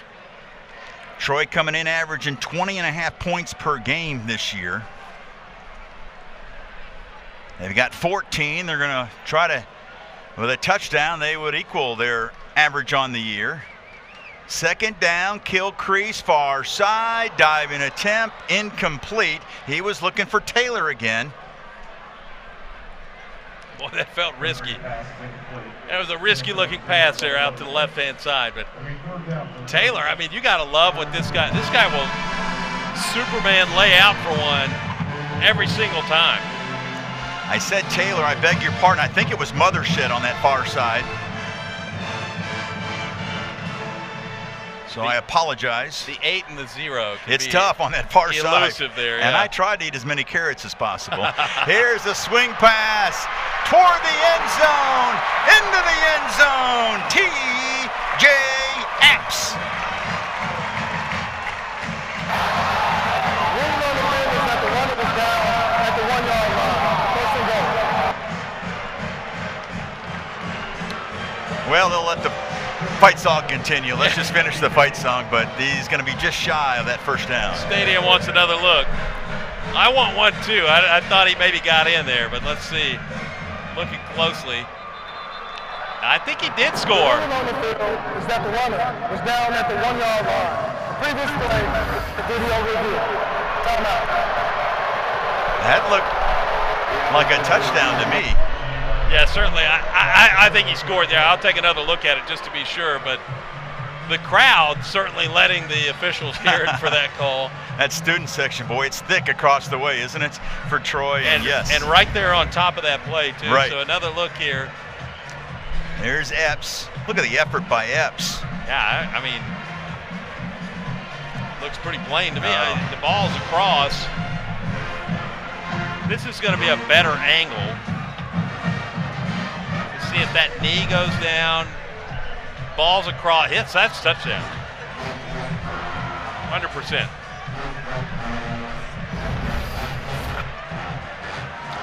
I'm agreeing with you. I'm just curious what they saw on the field to make them make that call. To go with it being down on the 1-yard line.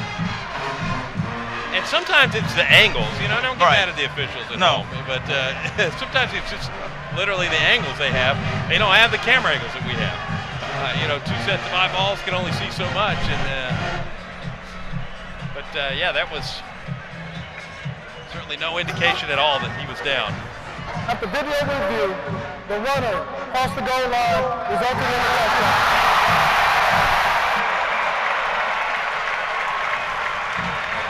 Crowd back to life in Veterans Memorial Stadium. And you get another chance to hear the fight song. Yeah, double it down on it tonight. This is the first time since 2021 that the battle for the belt will be played on a Saturday. Just the third time since 2016 that the game has been on a Saturday. Troy is 4-1 in Saturday games against South Alabama. Let me tell you, I like it better on Saturdays too. Especially, and it's no secret. You got other big games that happen in the state that sometimes can hinder attendance and that sort of thing. I get that. This has certainly been a great crowd tonight, and this game is getting the respect and love that it deserves. And I like it on a Saturday night myself. Now, it is great viewing during the week. Right. I will give them that, because if you tell me this is on a Thursday night, I'm razzed. I'm ready to go. I'm ready to watch it. I'm ordering wings, but I just like the vibe of having it on a Saturday night. Gilcrease with his second touchdown pass of the night. First one to Thomas, now to Epps. Epps' first touchdown reception this year, the junior out of Russell County High School. Highway 431 in East Alabama. I knew we'd have a geography lesson coming up. And Patty McAteer will be set to kick off. Clock operator, please reset the game clock to 3:50. Thank you. Let me tell you, Russell County is home to a Dollar General, a Family Dollar, and the Museum of Wonder, all at the same intersection, all right? And it's in old train cars, and it's some of the weirdest stuff you will ever see. Put a pin on the map, Highway 169 at Highway 431, East Alabama. Right through there to look at it one day. Oh, look at McAteer, a little pooch. It's a live football and recovered just in the nick of time by South Alabama. That was a really well done pooch kick too, almost paid off. So that was Henderson that recovered it. Yeah, that would have been a huge swing, but remember Coach Parker talking about, he said that special teams would be a key, and he is hoping, he told his special teams he wants a block kick or a block punt tonight. Yeah. Hasn't gotten it yet, but. Nope. He's got some good punt returns by Higgins. A lot of opportunity, though. And some great punts by Crenshaw. All right, 1st and 10 for the Jaguars. Davenport, the toss. Bullock bullies his way up to the 40. Yeah, he got 2.5, almost 3 yards after contact on that play. Sets up a nice second down for South Alabama. Devin Lafayette, number 3 for Troy, tackles South Alabama's number 3, Kentrell Bullock. Give him 5, 2nd and 5. That's Bullock still in the backfield. Davenport has not looked toward his tight ends yet tonight for a pass, and looks like we might have another false start. False start, offense, number 7. 5-yard penalty, remaining 2nd down. Asher Hale, 6'5", 305, a sophomore from Mobile. Went to St. Paul's Episcopal. Kind of hard to hide when you're 6'5", 305. It's a little difficult. If you flinch, you will be spotted. 3 minutes and some change left here in the 3rd quarter.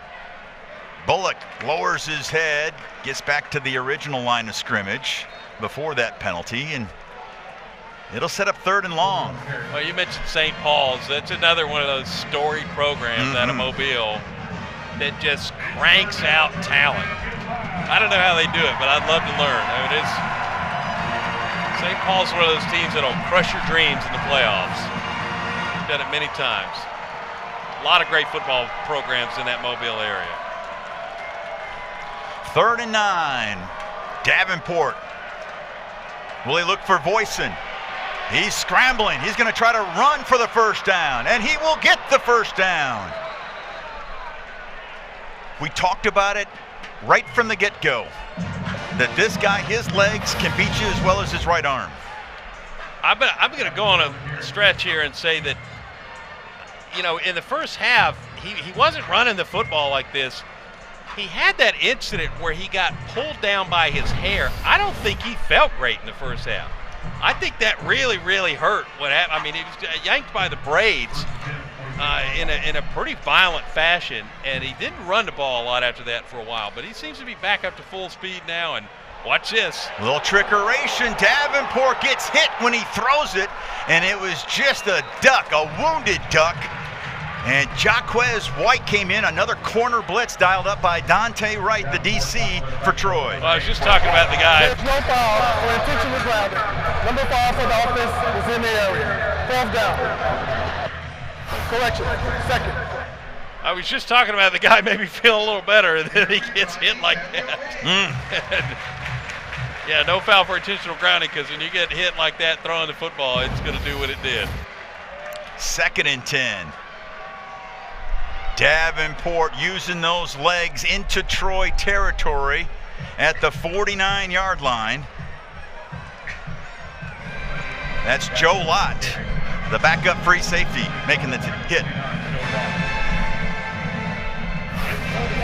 Another shot at Davenport, taking that shot there, trying to go for the flea flicker, and it didn't pan out.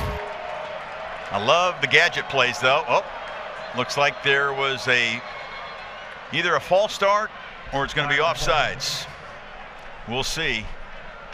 The Troy nose tackle made contact, but was offside. Yep. Defense, 98, making contact. 5-yard penalty. Remains 3rd down. And it's Filsamy, Jamel Filsamy, the transfer from Coffeyville Community College out of Enterprise, Alabama.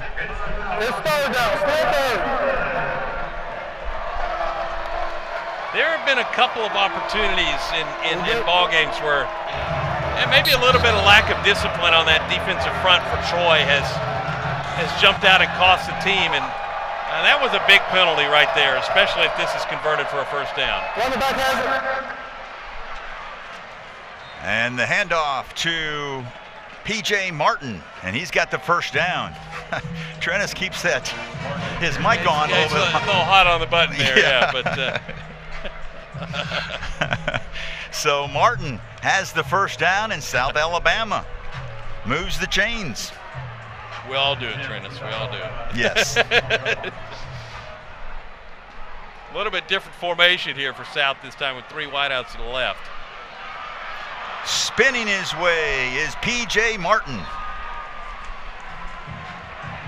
That's Lafayette making the hit, but Martin getting more snaps this year, lightly recruited out of New Orleans.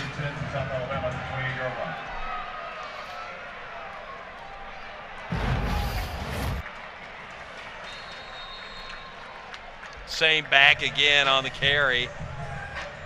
Not much of a gain there. But one thing that South does, though, that's interesting to me is that they'll run a lot of the same plays, the same exact plays. They show it to you in different personnel. And so it's almost like you could have 2 Ford trucks sitting next to each other. One of them's got a different engine in it, though. They look the same on the surface, but things that make them go are differently. And so that's always an interesting thing when a team can do that consistently. The fake to Martin, and Davenport takes it himself, breaks the tackle inside the 10. There is a flag back at the 22. And on the last play of the third quarter, this one might be coming back. Yeah, you're going to have a hold there, it looks like, on that offensive front for South. There have been some that have been close that maybe could have been called, but this one. Holding. Offense. Number 69. He's taking off from the start of the foul. That's the end of the third quarter. Timeout. Kenton Giritto with the hold, the backup right guard, and that will end the third quarter. 21-17, Troy will take the 4-point lead thanks to that touchdown reception by DJ Epps. Fourth quarter straight ahead.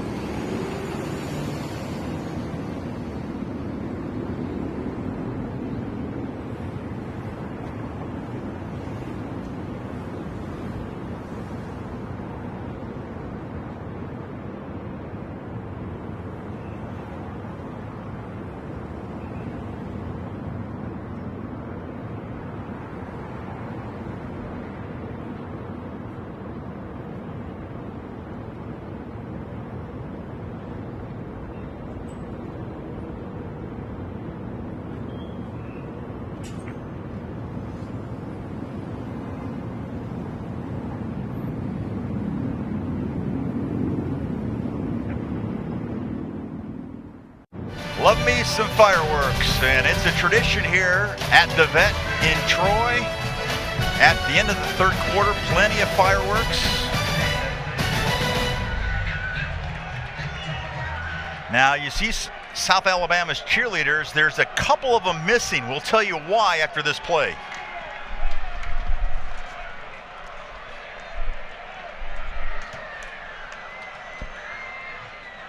The handoff. Still on his feet. That's Bullock again. Now, back to the cheerleaders. Some of the South Alabama cheerleaders are missing because a buddy of mine, Marty Wyndham, his niece, who cheers for South Alabama, got engaged tonight in the Birmingham area. Oh, nice. But they are watching tonight on their cell phones, so congratulations. Yeah. Absolutely. That's a big night. That's a good time. Rivalry getting renewed down here in Troy. Some cheerleader getting engaged up there in Birmingham. I want to know the story. Maybe they'll post it on TikTok. Tag us in it. Yes. That's what I do. That's what I do at work is watch TikToks. But the Jamal Williams made a heck of a play right there. Nice job, Jamal. That's the secondary story, though, right now. No, I'm just kidding. The storyline for Ben is TikTok. The football team can't win a ring till December, right? Okay. All right. Very nice. Touche, my friend. 4th down. Here we go. Just on the outside of the red zone for South Alabama. Davenport up top, and Hodge makes a big-time play. That is Luke Hodge. He had a massive game in that near upset of Clemson. Got honored by the Sun Belt, and he just came up with a big-time play there. Yeah, he did. That was a great dive and almost interception there. Able to just smack that ball out of the air. Defense playing lights out tonight for Troy, and got to get the football back here. But one thing about the engagement story, my question is, I mean, the gentleman had to convince her, hey, you need to miss this game. I know. That's. I don't know how you sell that without and make it a surprise. What did he do? That's the TikTok story I want to hear. Yeah. Yeah. No, there's definitely a storyline that's still being developed. We're still looking for more of that, but I'm at Ben_Stanfield on Twitter. If you want to hit us there and go ahead and fill us in. The pass by Kilcrease out of bounds. Did a good job just getting rid of it, avoiding the sack. You see his numbers for the night now, over 150 yards and a couple touchdowns. He did have that pick. And he had that fumble as well. And remember what Jared Parker told us yesterday. Turnover margin will be one of his 3 keys. Got to win the turnover margin. Right now they're trailing that, but they do have the lead, and Kilcrease got swallowed in the backfield. Wow. That looks like that was by the bandit, a freshman, Imari Smiley, a freshman out of Opelika. It's not going to kill Troy to let the clock run here and try to burn as much time as possible. We're in the 4th quarter, by the way.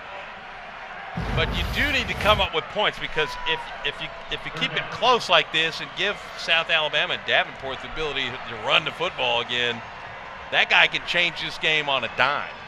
Kilcrease with 80 yards rushing. Will he try to run here? Nope, he'll throw to the near side, and it's caught very close to a 1st down. That's Epps again. Boy, he has stepped up big time tonight. This is a guy that had 2 receptions on the season. Check that, 5 receptions and 2 carries rushing the ball. And he has made play after play tonight. Yeah, he's done a fantastic job. They spotted that short of a 1st down. 4th down and less than a foot. Kilcrease trying to go for the 16th 1st down of the night for Troy. Ooh, it's going to be close. He did not get the jump that he wanted on that. No, he did not, and South Alabama thinks they've stopped him. Of course, Troy sideline says 1st down, and is it going to be a left foot or a right foot mark? Applewhite's out almost to the hash mark, trying to say no good. I think when he slid to the right, he was able to push through. It's that move right there that I think got him the 1st down. Went low. That was the key, because he was stopped initially. Gosh. Boy, Ben, this is close. This is big, too. Of course, we've got Gavin Baxley to my left, our spotter. Much younger eyes. And you thinking, Gavin, I thought he just got short. it. I thought he got it. Okay. Gavin thinks just a tad shy. The spotter on my side, Sam, says yes. Let's see what we got here. That's 1st down. Whoa. That is as close as it gets. I'm talking tissue here, folks. Oh, wow. First down, Troy. It was the second effort. It was the slide to the right, and able to just narrowly punch it through there. Parker chomping on the gum maybe a little bit more intensely. Yeah. During that. Be careful when you're murdering that gum. You can catch your tongue sometimes. That'll hurt for days. So, first down by the slimmest of margins. Good night. 12 minutes left. Jordan Lovett is in the backfield. He will get the carry around the end. He's got the first down. He's into South Alabama territory. Knocked down by Darby. Demarion Darby out of Bassfield, Mississippi. Boy, and that was just a great run there. And able to get it outside to the corners, turn that skill speed upfield, and get a huge first down across the 50. Troy's going to try to put some points on the board and extend this lead here in the fourth quarter. Time's ticking, 11:20 to go. Kilcrease got wrapped up for no gain. Coach Parker telling us yesterday that blocking the perimeter was going to be important for his team tonight. Nice job by Terrell Johnson, redshirt junior out of Wynne, Arkansas, transfer from Harding up there in Searcy, Arkansas. 2nd and 10 at the 46, now under 11 minutes left.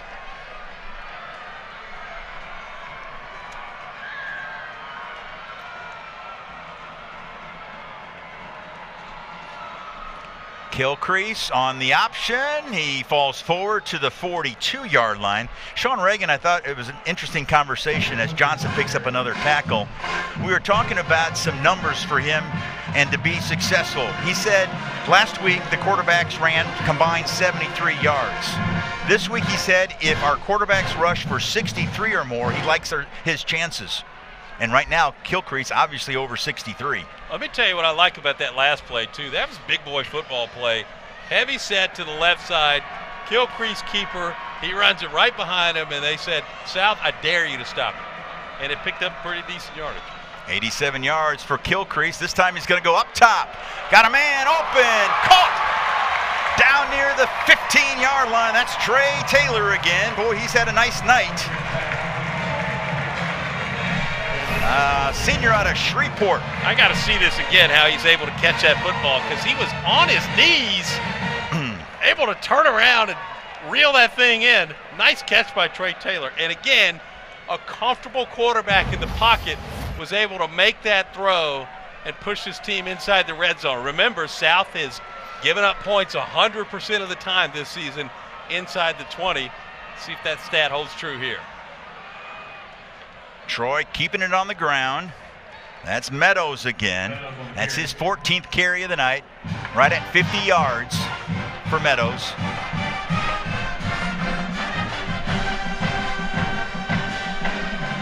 South Alabama has rushed for 225 yards tonight. Troy now up to 170, but there is a definite, more of a balanced attack as Kilcrease has thrown for 189 and they've rushed for 170 for a total of 359. Yeah, South came into this game averaging 190 on the ground per game. Pretty solid numbers. Yeah, terrific running attack. And keep in mind, their top running back last year, Fluff Bothwell, is playing at Mississippi State.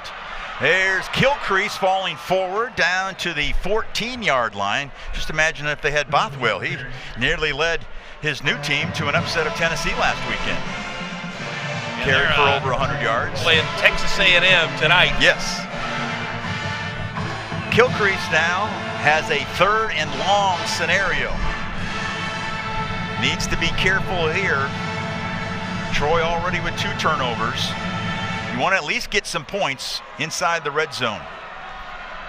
As long as you don't go backwards, I think you're fine right now. And a flag. It was as if I spoke it into existence. Man, put a hashtag in front of it. Offense, number 7. 5-yard penalty. Remain 3rd down. I'm sorry to whoever's mama is mad at me right now for that. Well, I mean, you've given me a hard time with the Kohlmeyer curse. What do we call for Ben? Ben's blunder? Yeah, that was a Ben's blunder for sure. because That was- literally as the words came out of my mouth. I mean, you Rah-rah Thomas you moves. just don't want to get a penalty here. You know, everything's cool. Rah-rah says, And they go, you want a penalty? Yeah. Ask and ye shall receive. Now it's 3rd and 13. That changes the conversation a little bit more. And Meadows is in the backfield, just to the left of Kilcrease. Got to get to the 7 to get the first down. Kilcrease is going to try to run for it. Gets around one Jaguar, and now he's down near the 10, and he gets up gingerly. But at least this is a 4th down scenario that's at least doable. I think they're going to kick, but watch the breaks here. that was nicely done. He's right at 100 yards now on the night, is Kilcrease. And yes, they are bringing on the reliable Scott Taylor Renfro, 2nd team preseason All Sun Belt Conference selection. Be a 28-yard field goal attempt.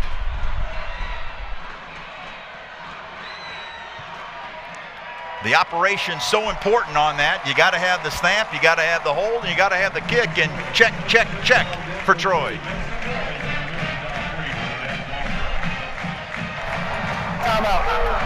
So we got a timeout on the field. Troy now leads by a touchdown.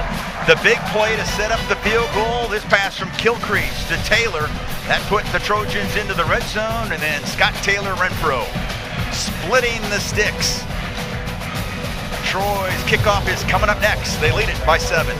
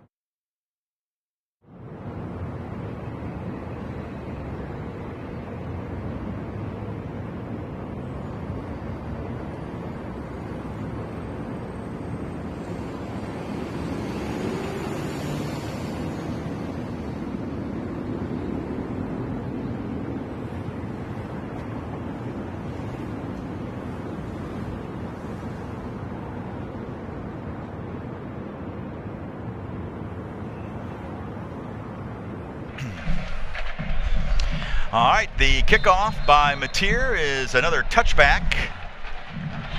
And South Alabama will have the football with 6:47 left. And there it is. That's what they're fighting for, folks. The belt. South Alabama took possession of it last year. Troy's trying to get it back. We got another timeout. We're back right after this.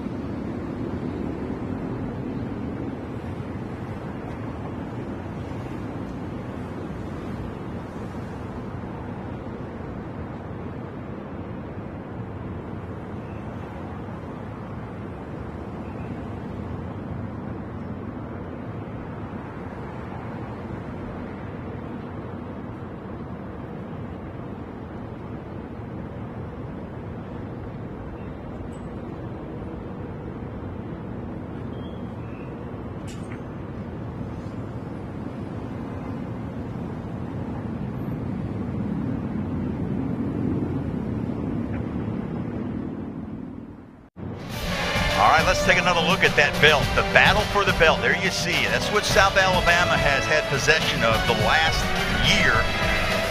They trailed, though, by a touchdown. That's the first time since 2017 the Jaguars had possession of the belt. And if they're looking for a win tonight, and that would be back-to-back seasons to get the belt for the first time since 2014-15 for South Alabama. Troy had won the previous 6, but last year it was all South, winning 25-9 down in Mobile. All right, out of the timeout. South Alabama at the 25. Phillips in the backfield. And the fake to Phillips, and Davenport takes it up near the 30-yard line. Boy, he sold it so well there on that RPO fake handoff. Lewis Medina playing in his 52nd career game with the stop. Yeah, another look. Very well done. Defenders bid it all night. Davenport able to get out to the right-hand side and gain some positive yards there on first down. Look, Medina, number 1. Timeout. Oh, we got an injured Jaguar.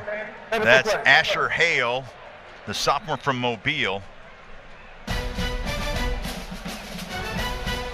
Reset the game clock to 6:28. Timeout. We'll take an injury timeout with them. 6:25 left. Troy leading by a touchdown.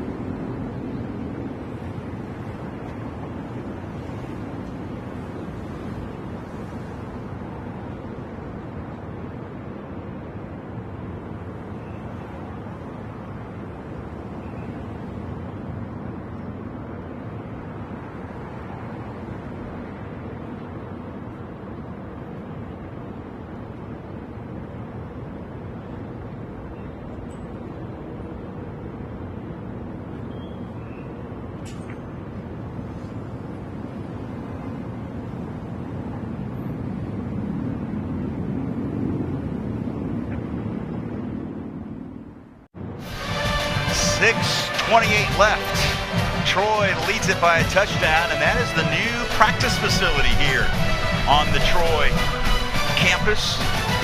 Boy, that's going to be a sweet setup once it's completed. Yeah, full indoor facility, and long overdue for this program to add a great facility like that, and that will certainly help out in some big ways, especially the unpredictable weather that you experience in this part of the country as well. There you see Major Applewhite. And there on the left is Mike Frigge, part of that Troy athletic department, upper management, that is. Want to make sure that's clear, right, Ben? Frigge, and look at him. Yeah, he's got a little giddy up. Yeah, Frigge's in shape. I'm seeing a different game out of Frigge tonight. He handles a lot of operations, so yes. So there's some sort of operational question. And he's going to go down, it looks like, and mentioned something on the Troy sideline, too. I don't know what. See if we can get an explanation of that. All right, Phillips is in at tailback. Fake to Phillips. The pass near side, complete. That was to Brendan Jenkins, his 6th reception of the year, and Jaquez White. Boy, he has made such a smooth transition, hasn't he? He came to Troy from Washburn. That's D2. Yeah, he blends in with his defense and is a playmaker and has big done time. a great job. One of 3 new starters in that secondary. Almost a complete rebuild. All right, 3rd down. Oh, the extra effort, that extra spin by P.J. Martin. And that moves the sticks as we approach 5.5 minutes left. Those fireworks that we saw in between the 3rd and 4th quarters, I'm thinking we're going to have some fireworks here in the 4th. Yeah, they were indicative of what was to come in this 4th quarter. 1st and 10, Martin in the backfield, Davenport running up across the 45 to the 47-yard line, and he wasn't sliding either. That's Stephen Catledge coming up and making the stop. Well, and watch Davenport. I mean, he kind of lowers his shoulder. He's ready to hit somebody. I like this guy. He's a tough quarterback and made some great runs tonight in this ball game. He's hoping his greatest one is yet to come.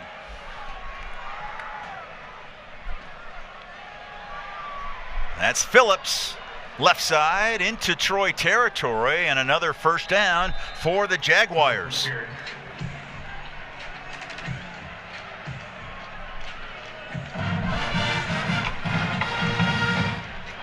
Now South is keeping the clock moving, 4:25 and ticking right now. They've got all 3 timeouts. The clock also stops at 2 minutes. So 4 opportunities. This is a great setup for South Alabama, trying to put some points on the board. Really got to have a touchdown on this drive here, though, late in the 4th quarter. And it's Martin, the fake to Martin, and Davenport gets stuffed in the backfield. That's a tackle for a loss by DJ Jackson Jr.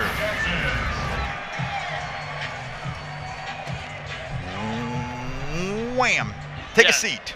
Nice job by DJ Jackson Jr. from Atlanta. You took the words right out of my mouth. Pops in there and gets a big-time stop. Puts South behind the sticks. 2nd and 13. Davenport, the give to Martin. Martin came in averaging almost 5.5 yards a carry this year. That's Filsamy with the tackle, the backup defensive tackle. He backs up Talik Robbins. All right, 3rd and 7 at the 44-yard line.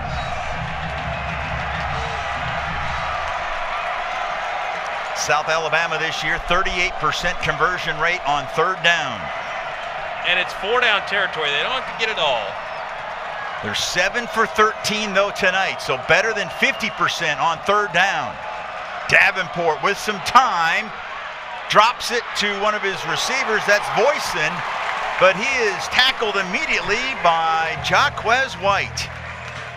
Out of Blackshear, Georgia, this junior just makes plays. Now this upcoming 4th down, I don't want to call it the play of the game, but it's a big one. And again, 4 opportunities to stop the clock here. So if South doesn't convert, statistically they can get the ball back very easily, playing the right defense. But you certainly will sleep a lot better if you can convert this one right here. Martin is to the right of Davenport, and now Troy calls a timeout. Jared Parker wants to make sure that defense is in the right set. There you see Dante Wright right there in the middle of that huddle.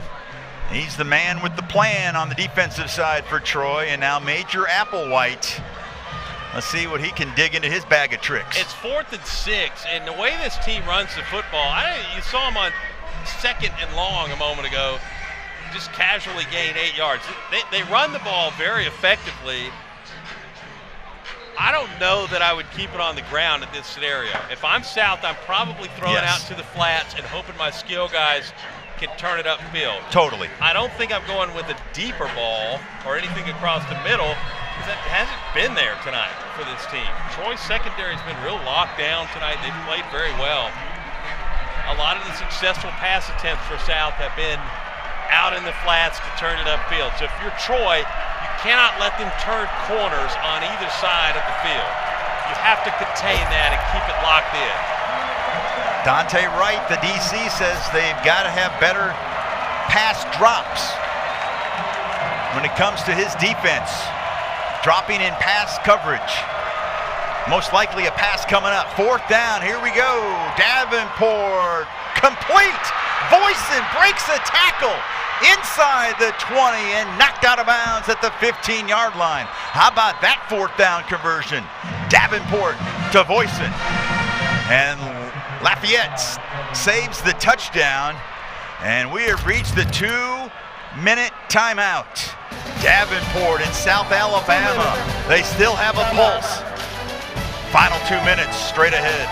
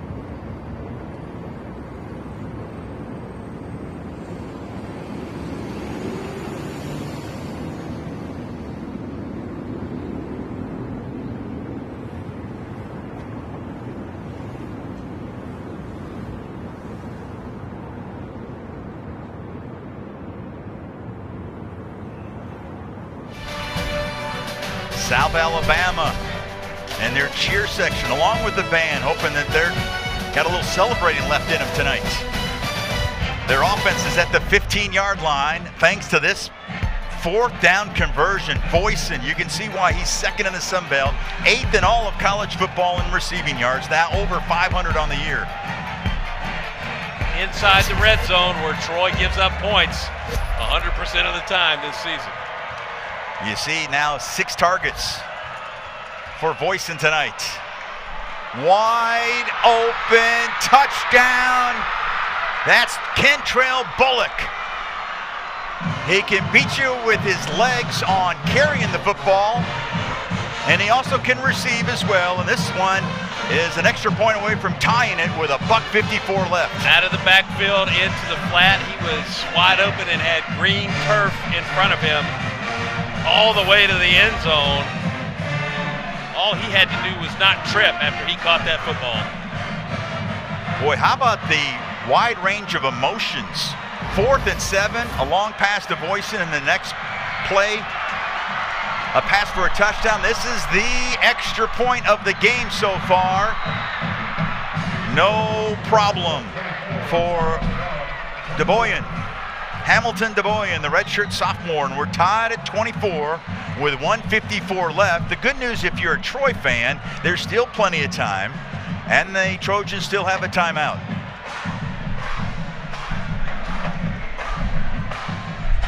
Yeah, you got to feel good about the way that Kilcrease has led this offense tonight for Troy in this scenario that's coming up. Minute 54, and boy, you just defensively, what went wrong that he was we were just talking about open, it. yeah. Dante Wright was talking to us yesterday at the DC about one of the keys is that you got to be in the right spot.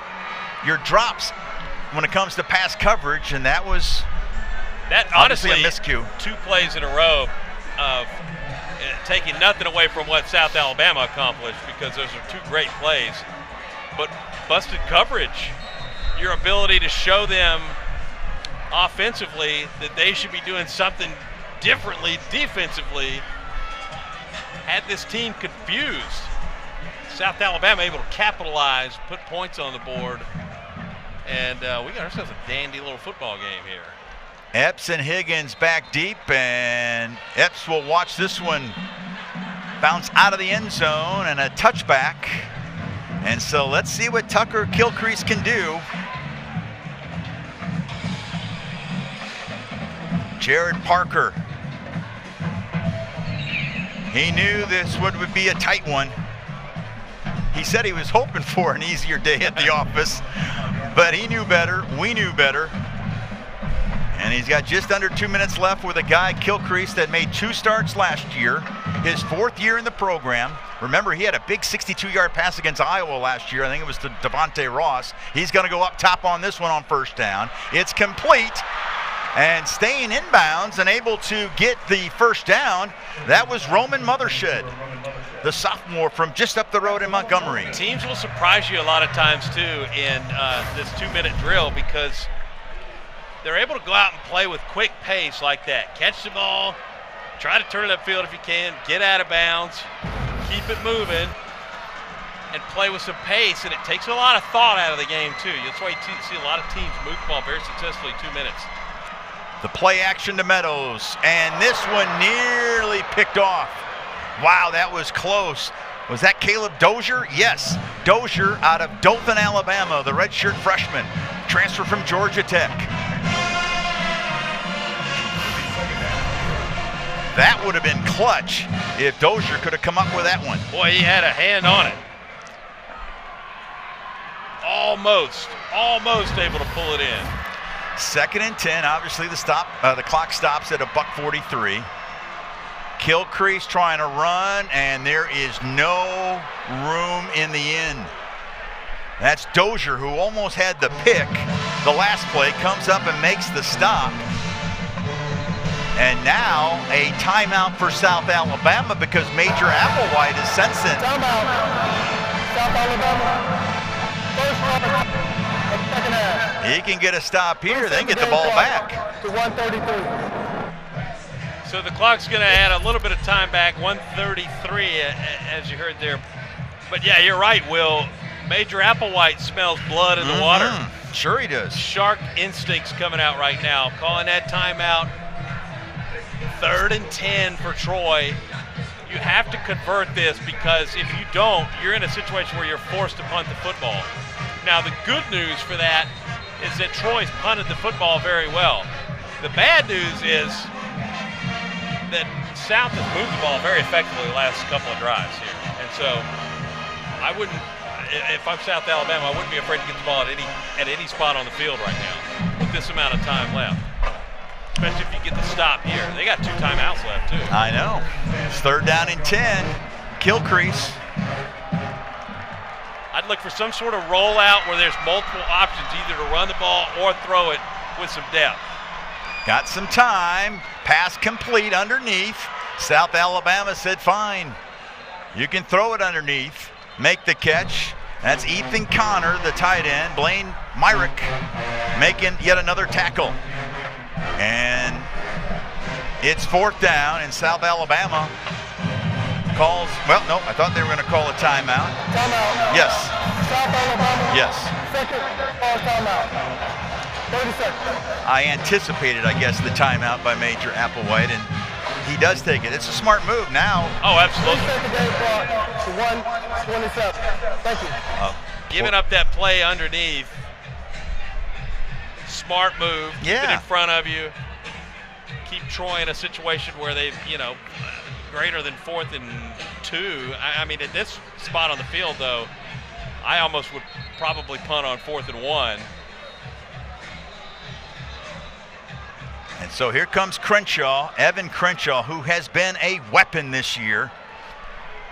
Coming in with 11 50-yard plus punts. He could use one of those right here. He's got the ability to send this thing and pin it inside the 10-yard line. We've seen it happen throughout the course this year. He's got 11 inside the 20 coming in. Just one touchback. High takes a Troy bounce, and more importantly for the Trojans, some more seconds tick off the clock. And so South Alabama will have it at the 18-yard line with 1:14 left. And that's Will Wyndham, the defensive coordinator. He's happy with what he's seen out of his defense tonight, especially right there. That was a key stop. And now it's up to Davenport. What will Davenport and that offense do? They're coming in hot after that last drive. Coming down the stretch here in this game,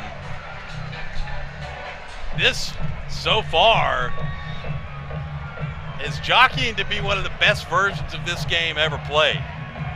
As we stand right now, 24 all, minute 14 to go. Davenport being pressured, and will just throw it to the turf. Was there a receiver nearby? It looks like 22. That was P.J. Martin, was somewhat in the vicinity. It's not being discussed. There it it goes. is. Yeah. Davenport is pointing to where Martin was. We'll get a replay for you dialed up here. Trennis Livingston will help explain it with 1:09 left.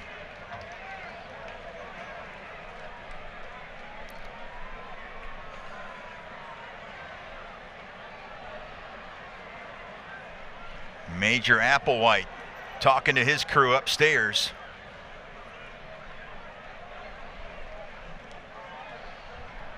Intentional grounding. Offense. This is a spot foul. It requires a 10-second subtraction, but that was declined. The clock will start on the snap.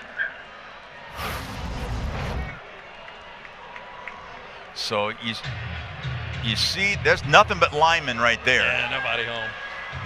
Martin was probably 12 to 15 yards away, and now Major Applewhite, he's got to be careful. He's thinking about, that's a little cat and mouse here. He's inside his 10. Yeah, they're going to keep it on the ground. And that's Martin with the run, and Lafayette again with a tackle, the senior out of Brunswick, Georgia. Because I think now on 3rd and 17, you got to flip the script if you're Major Applewhite. Yeah, that's an interesting scenario, too. You can accept the penalty but decline the runoff of the 10 seconds as well. And so, smart move by Troy just to keep it there and let it roll. You're going to get a shot if you can get this stop here on 3rd down. You got one timeout to stop the clock. Martin tackled after a 2 or 3 yard gain. That's Lewis Medina. The big fella, number 1, just amazes me how college football has changed through the years. Timeout. Troy, this is their 3rd and final timeout of the second half. 30 seconds. Jared Parker calls the timeout, but how many 6'1", 305 nose tackles were in the number 1? Remember that was like, yeah. That was taboo back in the day. Thank you. Oh, look at the students. Yeah, you used to have to wear 99 or whatever. Oh, yeah. Number 1 was always like your receivers. Yeah. Or a quarterback, but yes, but Medina. now you can have number 1s all over the place. That's exactly right. Offense, defense. So Troy with the timeout, 30 ticks left, and Jared Parker said he wanted a block kick in this game. Yep. He said, guys, we got to have it. He said he kind of liked the matchup that with his guys, this would be the time. Decent shot here to go after one. I would send the sink. Peyton Higgins is back deep. He's had a couple terrific returns here tonight. He's awaiting this punt by Polkinen. They're coming after it too.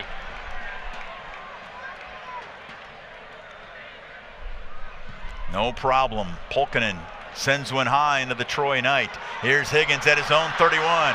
He's got some room. He's down to the near sideline, and he's into South Alabama territory with 18 seconds left. Higgins does it again on special teams. So they faked us out. They looked like they were coming for it and dropped back into protection. Got a nice return out of this too. Peyton Higgins jockeying for special teams player of the week in the conference here tonight with these big returns. And he's been pedestrian all year on the punt returns, but he has exploded tonight for a trio of terrific returns. And that explosive return right there gives Troy a chance. I don't know, he may have competition with Evan Crenshaw with these great punts. To 19 seconds. Thank you. All right, add a tick.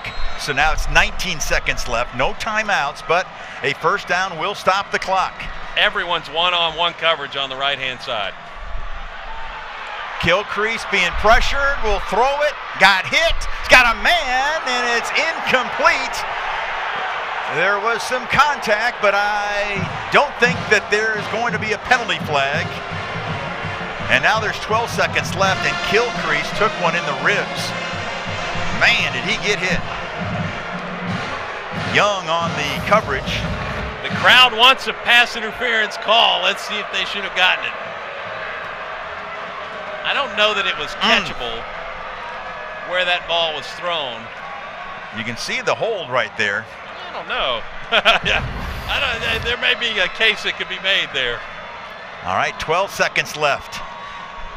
Got to get a pass about, this is going to tear up a bunch of the clock, and now Gilcrease just hurls it, and now this will be probably most likely the last play with 5 seconds left.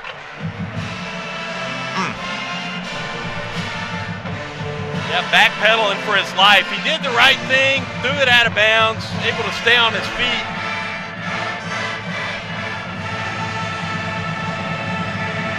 Just going to heave this thing downfield for a deep shot. I might almost throw it somewhere in the 10, 15-yard line range and hope for a pinch opportunity. Yeah. Something of that nature. See if he can get it to the end zone here. The old Hail Mary. Could be a play they talk about for a long time here coming up. The battle for the belt, and now it's going to be a delay of game penalty. Delay of game, offense.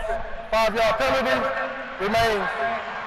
Third down. I think maybe did Jared Parker just want to have something set up, and he was afraid he couldn't get it set up in time, and so just take the penalty? Yeah. I don't know. Yeah, I don't know.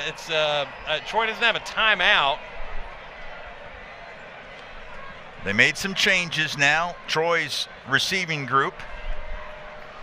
You see Higgins, Epps, and of course you got Taylor, a guy that can travel more than 23.5 seconds an hour, 23.5 miles an hour, and just a handoff up the middle, and that's going to do it for regulation. That's the end of the fourth quarter. Timeout. That was Meadows with the carry.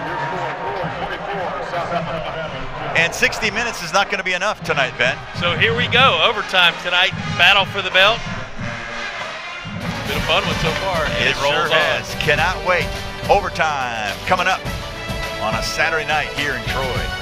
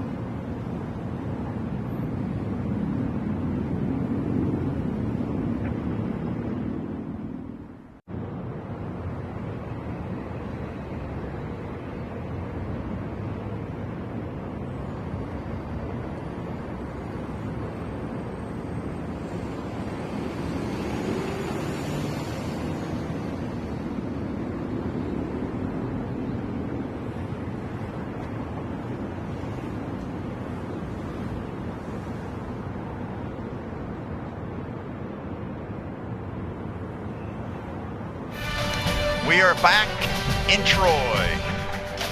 Overtime is going to have to decide who's going to own the battle for the belt this year. And here are your overtime rules, Ben. Of course, the coin toss will decide offense, defense, and then, of course, the end of field, which way we'll be heading in the overtime. Each team gets possession from the opponent's 25-yard line for the first 2 overtimes, but it's changed a bit this year.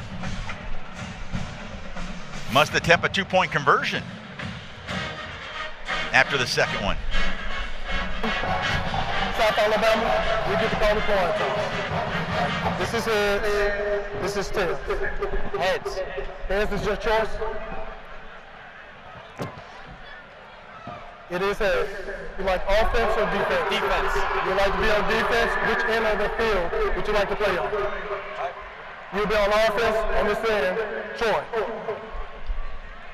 So defense first is what you want every time, because if you can stop your opponent from scoring, all you got to do is kick a field goal and win the game. Yep, that was a big coin toss right there. You saw Jordan Stringer going, hey, we want to play down this way because that's close to our band, I would imagine. You don't want to be playing down there with the South Alabama band if you get the choice. Not. More noise. So, and if you go 2 overtimes, you will. You'll come to the right in front of them. But it's certainly a possibility for things to get weird here in overtime. And now you get into the situations where if this keeps going, we just go for 2-point conversions until somebody wins the thing. And so the first 2 overtimes are somewhat traditional, but after that, it gets real strange really fast. So Kilcrease will have Meadows to his right as we start the overtime. Kilcrease with 97 yards rushing, Meadows with 60. Kilcrease is going to go up top, or will he? No, he's going to ask for a block. Ooh, he got tattooed at the 20. I mean, lit up by Myrick again. Boy, he has been everywhere. You can see why he was the preseason Sun Belt Defensive Player of the Year. Well, and it's a good clean hit, too. Yes. Because Kilcrease not going down. If he starts to slide, then it's 15 yards. But because he's running wide open and full speed standing up, that's a clean hit and fair game. He's over 100 yards rushing on the night at 102. This is Meadows finding a gap. He's down inside the 5-yard line. And the Trojans are in business. First and goal. Wesley Miller saves the touchdown for South Alabama. That's the type of run that hasn't been there for Troy in a while. Meadows right up the gut. Pushes this thing to the 3-yard line. Troy's got a nice opportunity to put a touchdown on the board here in the first part of this overtime. Meadows now with 76 yards after that gain of 17. First and goal at the 3. That's Connor in motion. Now he'll be set, and he'll be the lead blocker as Meadows is close to the goal line. Did he get in? Yes, he did, and a touchdown for the Trojans. Meadows finds the promised land for the 3rd time this year. The run stalled out, but they were able to push the whole pack across the line for that 3-yard touchdown.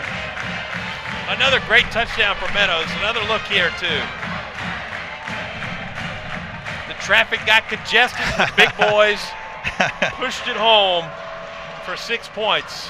I saw some of that traffic on I-65 coming down here today, as did a lot of our crew. Yes. That's what nightmares are made of. Yes, yeah. They are. Here's Scott Taylor Renfro. This is a big extra point coming up to make it a 7-point advantage off the hold of Crenshaw. I guess they're going to take an extra look just to make sure he did cross the goal line, and he did. So here's Scott Taylor Renfro in for the extra point attempt.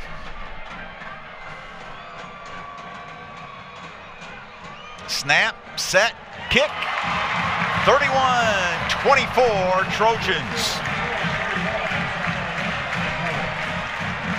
And you know what, for Troy in this overtime period, got back to what gave them so much success at the start of this ball game tonight. That's handing the ball to Tay Meadows and letting him grind through those holes and get in for a touchdown.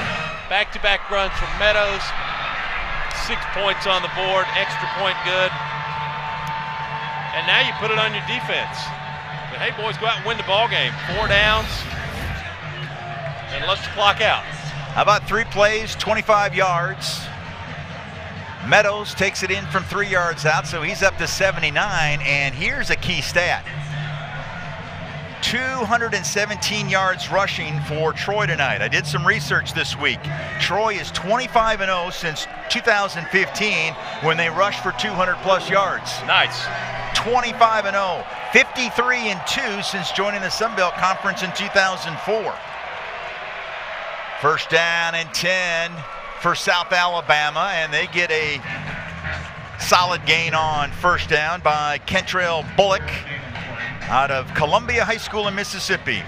You know who was from Columbia, Mississippi, one of the all-time greats in the NFL, Walter Payton. And we've got an injured Troy Trojan. Is that Medina? Yes, Louis Medina out of Somerville, Georgia. And he is, look like he's okay, shakes his head a couple times, and he's going to head out toward the sidelines. Filsamy coming back in. Nope, check that. Julian Peterson. And again, you look at Medina one more time. 6'1", 305 is what he's listed at. Yes. Just an absolute tree trunk of a man. He had a forced fumble last week, a tackle for a loss, 4 tackles, and a quarterback hurry, and he's done well again here tonight. And it's second down and 6 to go after that 4-yard pickup.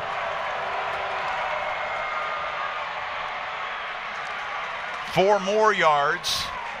Going to set up a manageable 3rd and 2. Jordan Stringer with the tackle on Bullock as Bullock continues to add to his total.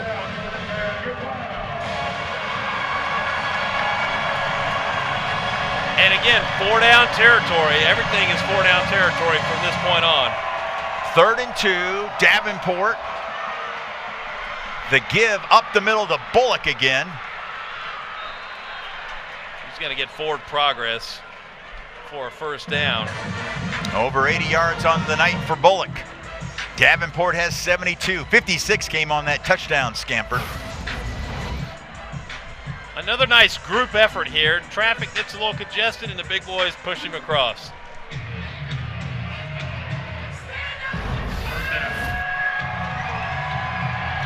Bullock remains in the game. He started his career at Ole Miss.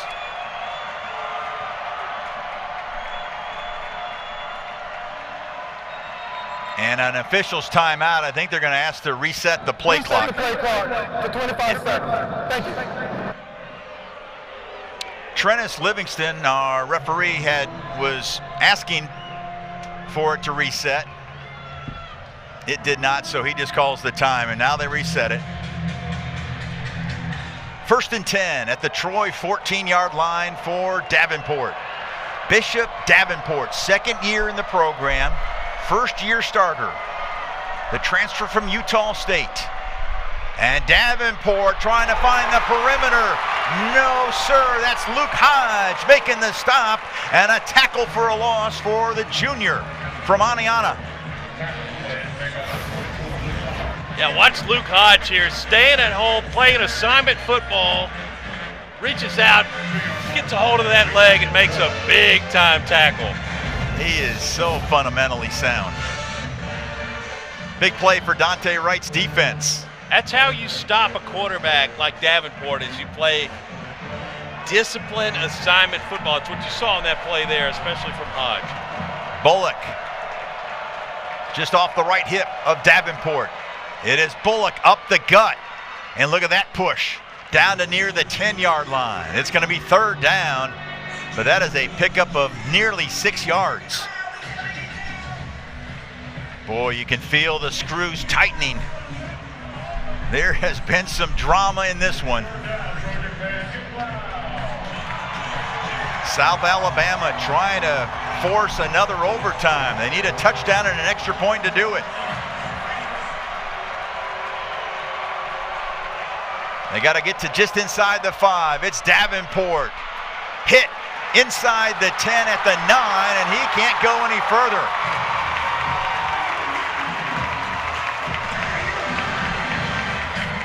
Lafayette again.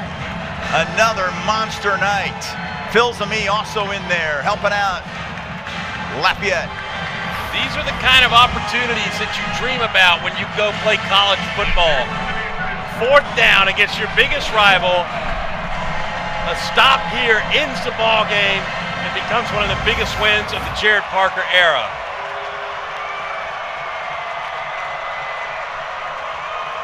Davenport up top, near side, in and out of the hands, and Troy brings back the belt.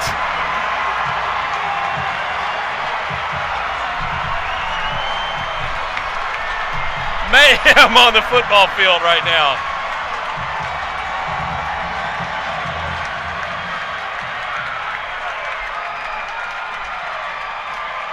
And there it is, Jordan Stringer.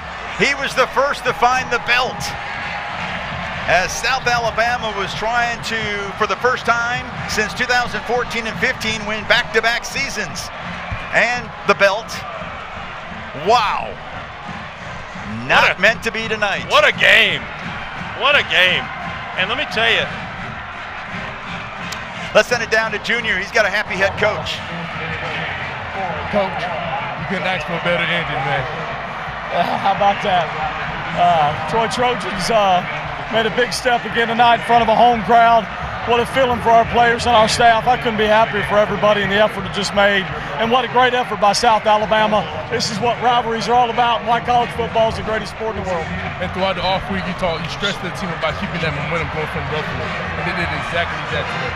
They did. We've been so resilient. We're finding ways.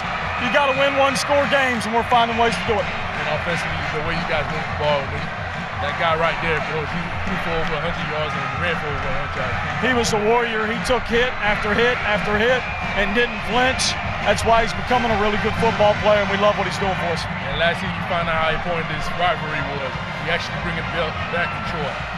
We get to keep it in our building. It feels great. I'm just happy for our staff and players. I couldn't be more proud of the effort that's been made here. Thank you, Coach. Thank you. All right, thank you, Junior. Thank you, Coach. Appreciate it, Coach. And look at Gilcrease. I think Junior still has him. Okay, Junior. Yes, we got the man right here. Gilcrease, man. Talk a little bit. How important was this win for you? Not only for yourself, but for your team also.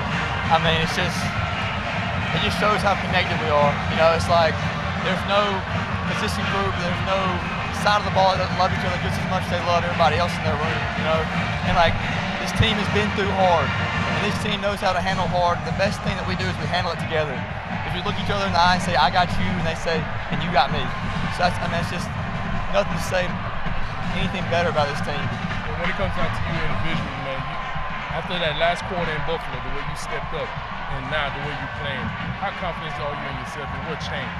It's all Jesus, man. I mean, I get to play this game because of him, and I can't thank him anymore. And he's shown. He's come inside of me and said, you know what, I got you. And I'm going to lean on you and I lean on him, along just like I do with this team, and he's also with this team. Go enjoy with the team, sir.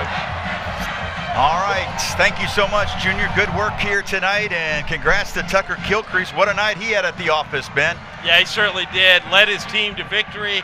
They kept it on the ground. This team went for 420 on offense tonight, 420 yards, an overtime thriller win over your biggest rival. A special game tonight for a lot of people, and again, I think one that they're going to talk about for a long time here at Troy. All right, we're going to put this broadcast to bed, but what a night it was. So for Ben Stanfield and Junior Lewis-Saint and our outstanding crew led by Jackson Mercurio. He's our producer-director for the night. I'm Will Kohlmeyer saying so long from Veterans Memorial Stadium, where the final score In overtime, Troy takes the belt back 31-24 over South Alabama. Also a special thanks to my spotter, Gavin Baxley. And don't forget, all games airing on the ESPN networks are streaming live and archived on the ESPN app. This has been a presentation of ESPN. We can't thank you enough for watching. And enjoy the rest of your weekend, folks. I know the Troy Trojans will.